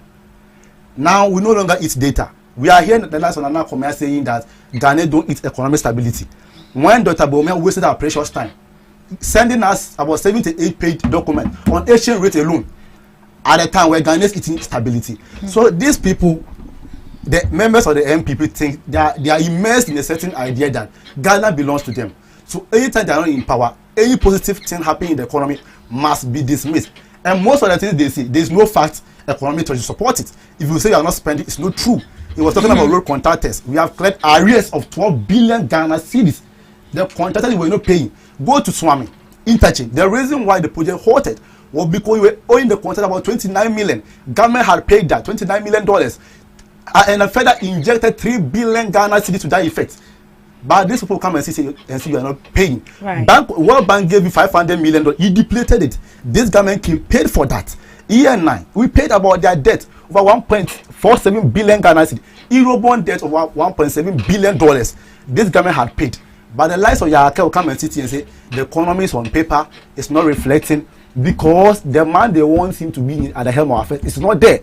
Just imagine for once, just imagine that the city had depreciated. Just imagine we are buying city today at 17 Ghana cities. Dr. Bowumia would have been around talking about the economy again. Just imagine inflation had risen to 45 or 50%. Dr. Bowumia would have been delivering lectures again. Today he is mute. The word economy has become so heavy in his mouth that he can no longer mention the word economy, simply because we've been able to deliver a very robust economy that is reflecting. And the IMF that you went to, IMF is applauding Ghana that we have departed. You were missing your target. IMF is applauding the government of the day that they are doing what? Are you telling me that IMF is lying? You ran to them. Praise, let me ask my final question before I move to Mr. Ake. What is the assurance that, looking at all that we've been able to achieve as a country without attributing it to IMF, how sure are we that we are not going back to IMF? Because we have debt, the energy sector, we have people we need to pay, teacher trainees, nurses as well. It's very true. How is government intending to get all these money, including the cocoa farmers as well? How is government actually intending to make sure that all these debts are being paid without borrowing from so when it comes to cocoa, at my last check, government has paid excess of 5 billion to LBCs. Government does not pay cocoa farmers directly. So actually I was trying to reach out to some of the LBCs as to why some of the farmers claim. I can't say the farmers are lying. I'm not the one. Government does not pay cocoa farmers directly. While LBC receive money. In fact, if you look at it technically, government did not go to any cocoa farmer to buy cocoa. It's a fact. They buy it through the LBCs. Now you give the cocoa farmer money, right? So the LBC's money. I don't know exactly why the money has not reached the farmer. And I empathize with them. As I said, when it comes to reduction, government has stated on several occasions, empathizing with them. It's not in the interest of government reducing, the price of cocoa. It is because of prevailing circumstances, and we have stuck to our promise of 70% OFOB. Unlike what his people are propagating around propaganda that you promised 6,000 Ghana cedis, which he posted a video about, the one about forcing, peddling falsehood about him. We have cleared that. When it comes to the health, the energy you are talking about, is look at the IPPs, for instance. Before coming to power, they were threatening to shut down operations. And Bawumia Akufo-Addo, immediately this government came, we owe them about $1.47 billion. This government has cleared that. If we take our key gas partners, ENI Victor, there's a reason why today they are still supplying with the needed power. We have cleared a debt of about $500 million. This government has renegotiated and restructured our debt of $1.1 billion. We profile it over a 4-year period to be able to pay. That's why government, you see, before even privatizing ECG, we've been able to, as a result of strict adherence to the cash water flow mechanism, increase our monthly revenue from ECG alone by 90%. And so that's why clearly, when it comes to the debt management of the energy sector, it's under control, because now Once they bring their invoices in a record time of about a week, they are paid. Ask the road contractors. You can interview some of them. You submit your certificate, not more than 2 weeks, you should be paid. Ask all of them. Right. It's no longer what used to happen. So government has, we are not saying that, oh, this economy is one of the best in the world. In fact, we are not bragging. Although who was bragging about economy, this government is not interested. We are not celebrating figure. And let me make this clear about they are touting a Jubilee House, what have you. Dr. Bawumia traveled from Accra to Kumasi just to go and talk about Asian rate depreciating. Listen, depreciating by 8%. This government has recorded 40% appreciation. I have not heard President Mahama going to organize a town hall meeting to talk about Asian rate appreciation. So when it comes to people who are upset with macroeconomic indicators, it's Dr. Bawumia and his associates.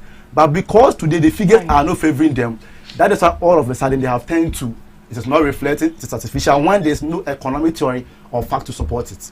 Right, Mr. K, what would be your final reaction to some of the comments? So I think I have spoken much. Yeah, I thought I will not speak on this topic again before my brother came. You see, I always say that you can speak and speak and speak, but the reality is what is there. You are here touting your government building a resilient economy.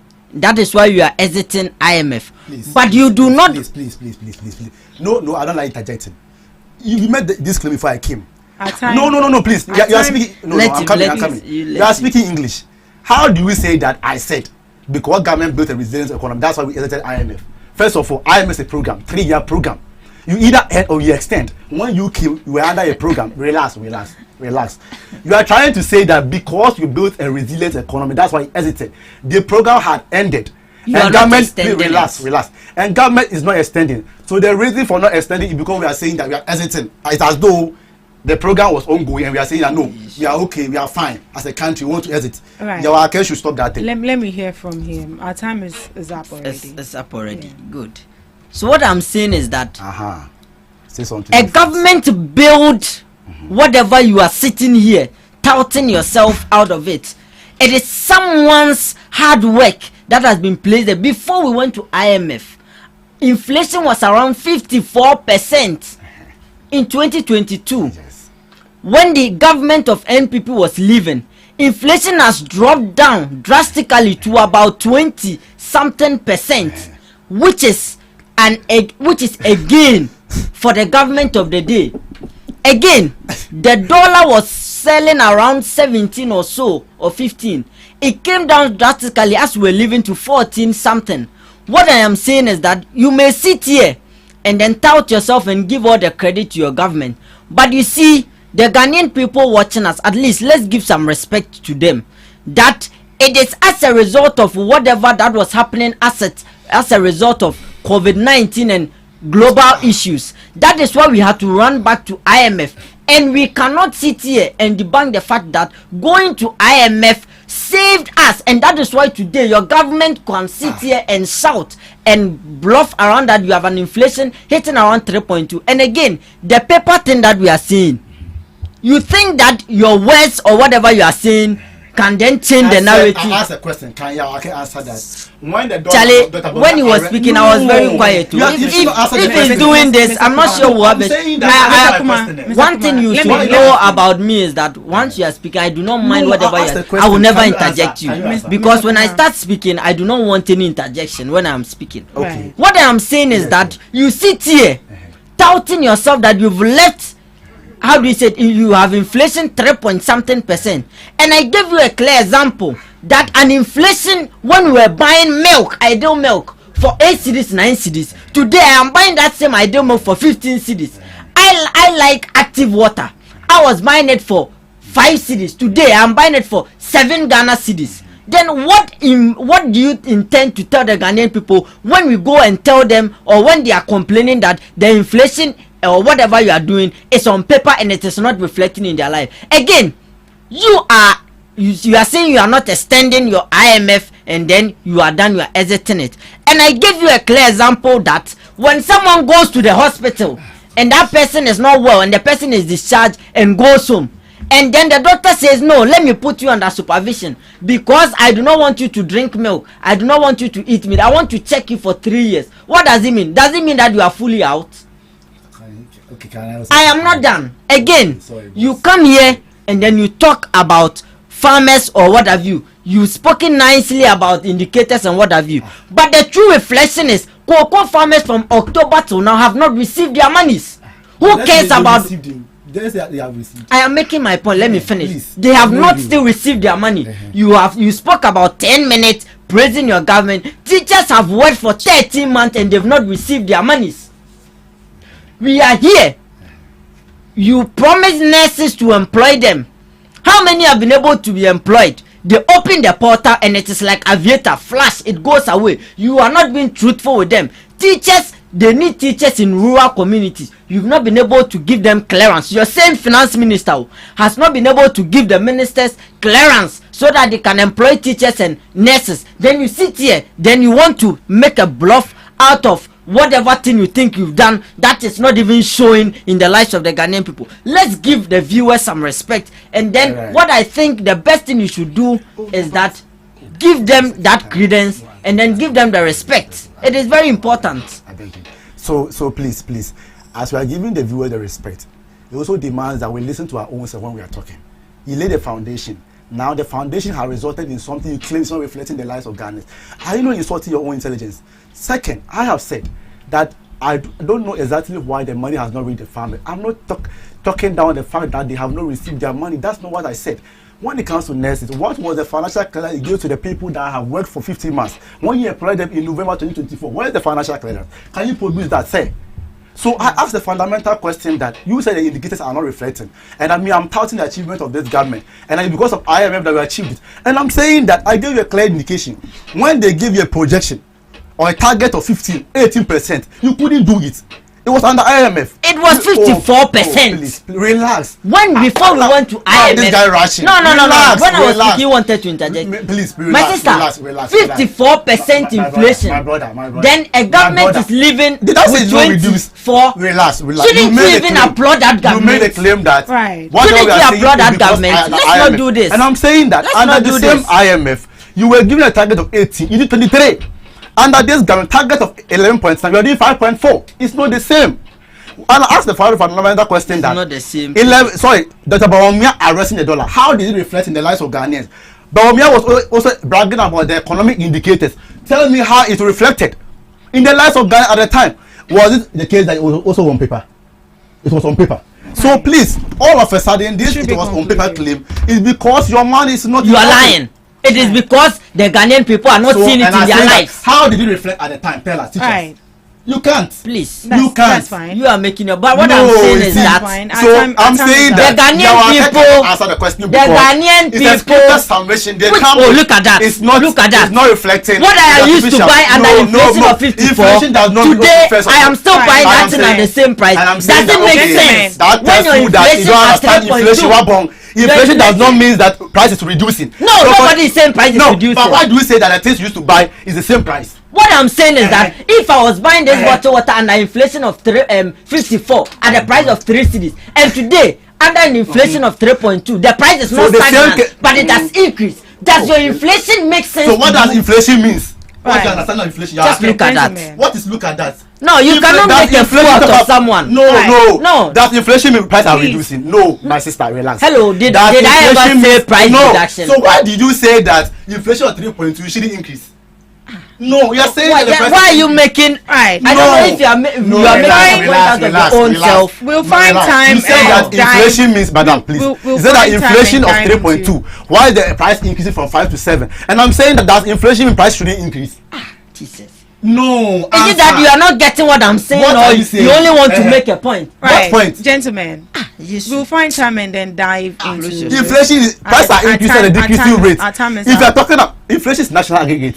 That's why if you go to the northern region, you take rice. Prices has reduced from 600 to 300. Just look at that. And that rice, nobody's buying it. Relax. You see, my brother always wants to make some. That rice you are complaining that has reduced from 600 to 300. They are not even getting buyers to buy it. So what sense does it come out of that? Relax. What sense does it come out of that? We have to come early. And someone moves the inflation from 54 to 23. You are not grateful to that person. That's fine. But you want to sit here and then so due to time, somebody taking inflation to 54 and bringing it to 23. Is that a clap for you? Why?